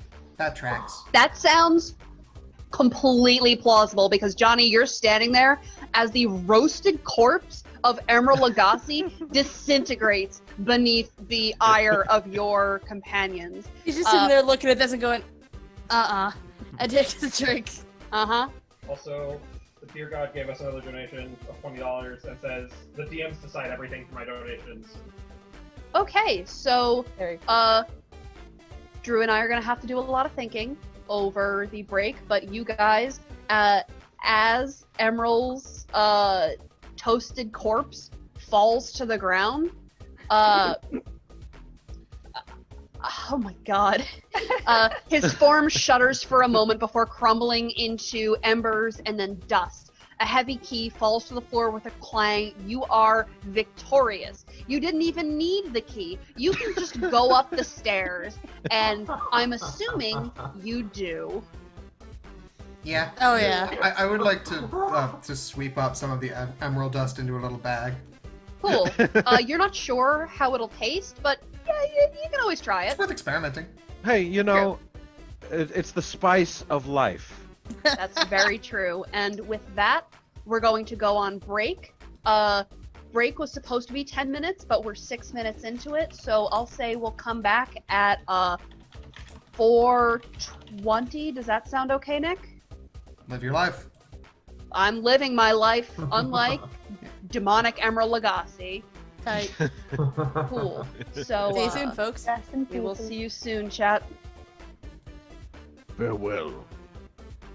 For now. I'm going to stay on this page for just a moment while I fix Nikki's portrait to be blue. Yes. Um, Yes. But then, yeah, we'll be back in a bit. Yeah. Perfect. Alright, good stuff, team. Hell yeah. Thank you, chat, by the way. Can they hear us still? Yes, they can hear you. Perfect. Thank you, chat. Yeah, that this Thank is Thank you guys so much. Amazing. Yeah, this is phenomenal. This is beyond any of my imagination of how much engagement I was going to get this year. This is crazy. I am, You guys are amazing. as the DM, completely baffled and terrified. Well, I'm going to go get some food while I have the chance. I need to update Same. this, but it's I'll be being right slow. back. Yeah, I will be back in a second. So, Okay.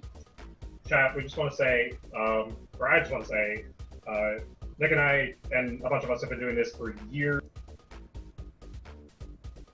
You got cut off there, Drew. I think Ilea muted herself. That's okay.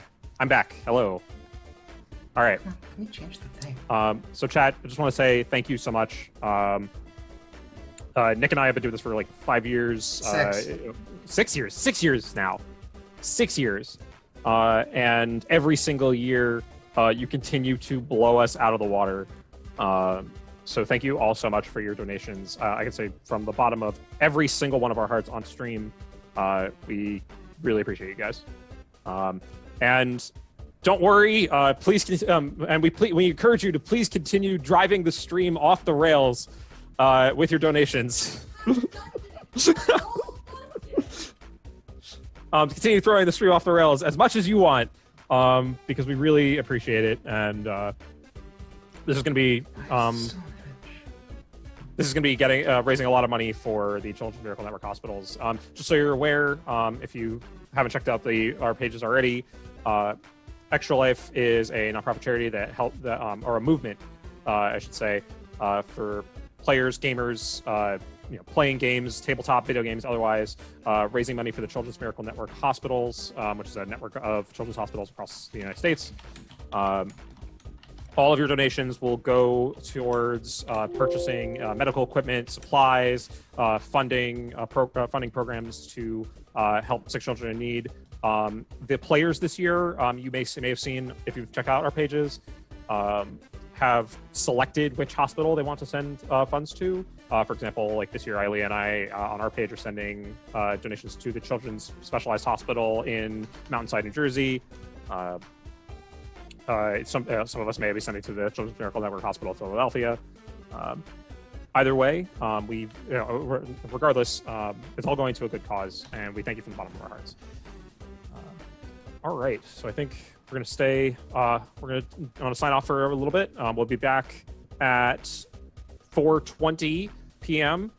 So in 10 minutes, with the next segment of the Curse of Flavortown. Thank you all so much again. We hope to see you soon, and we're going to keep going until 11 p.m. tonight. So thank you again, and we'll have a great time. I'll catch you later, chat.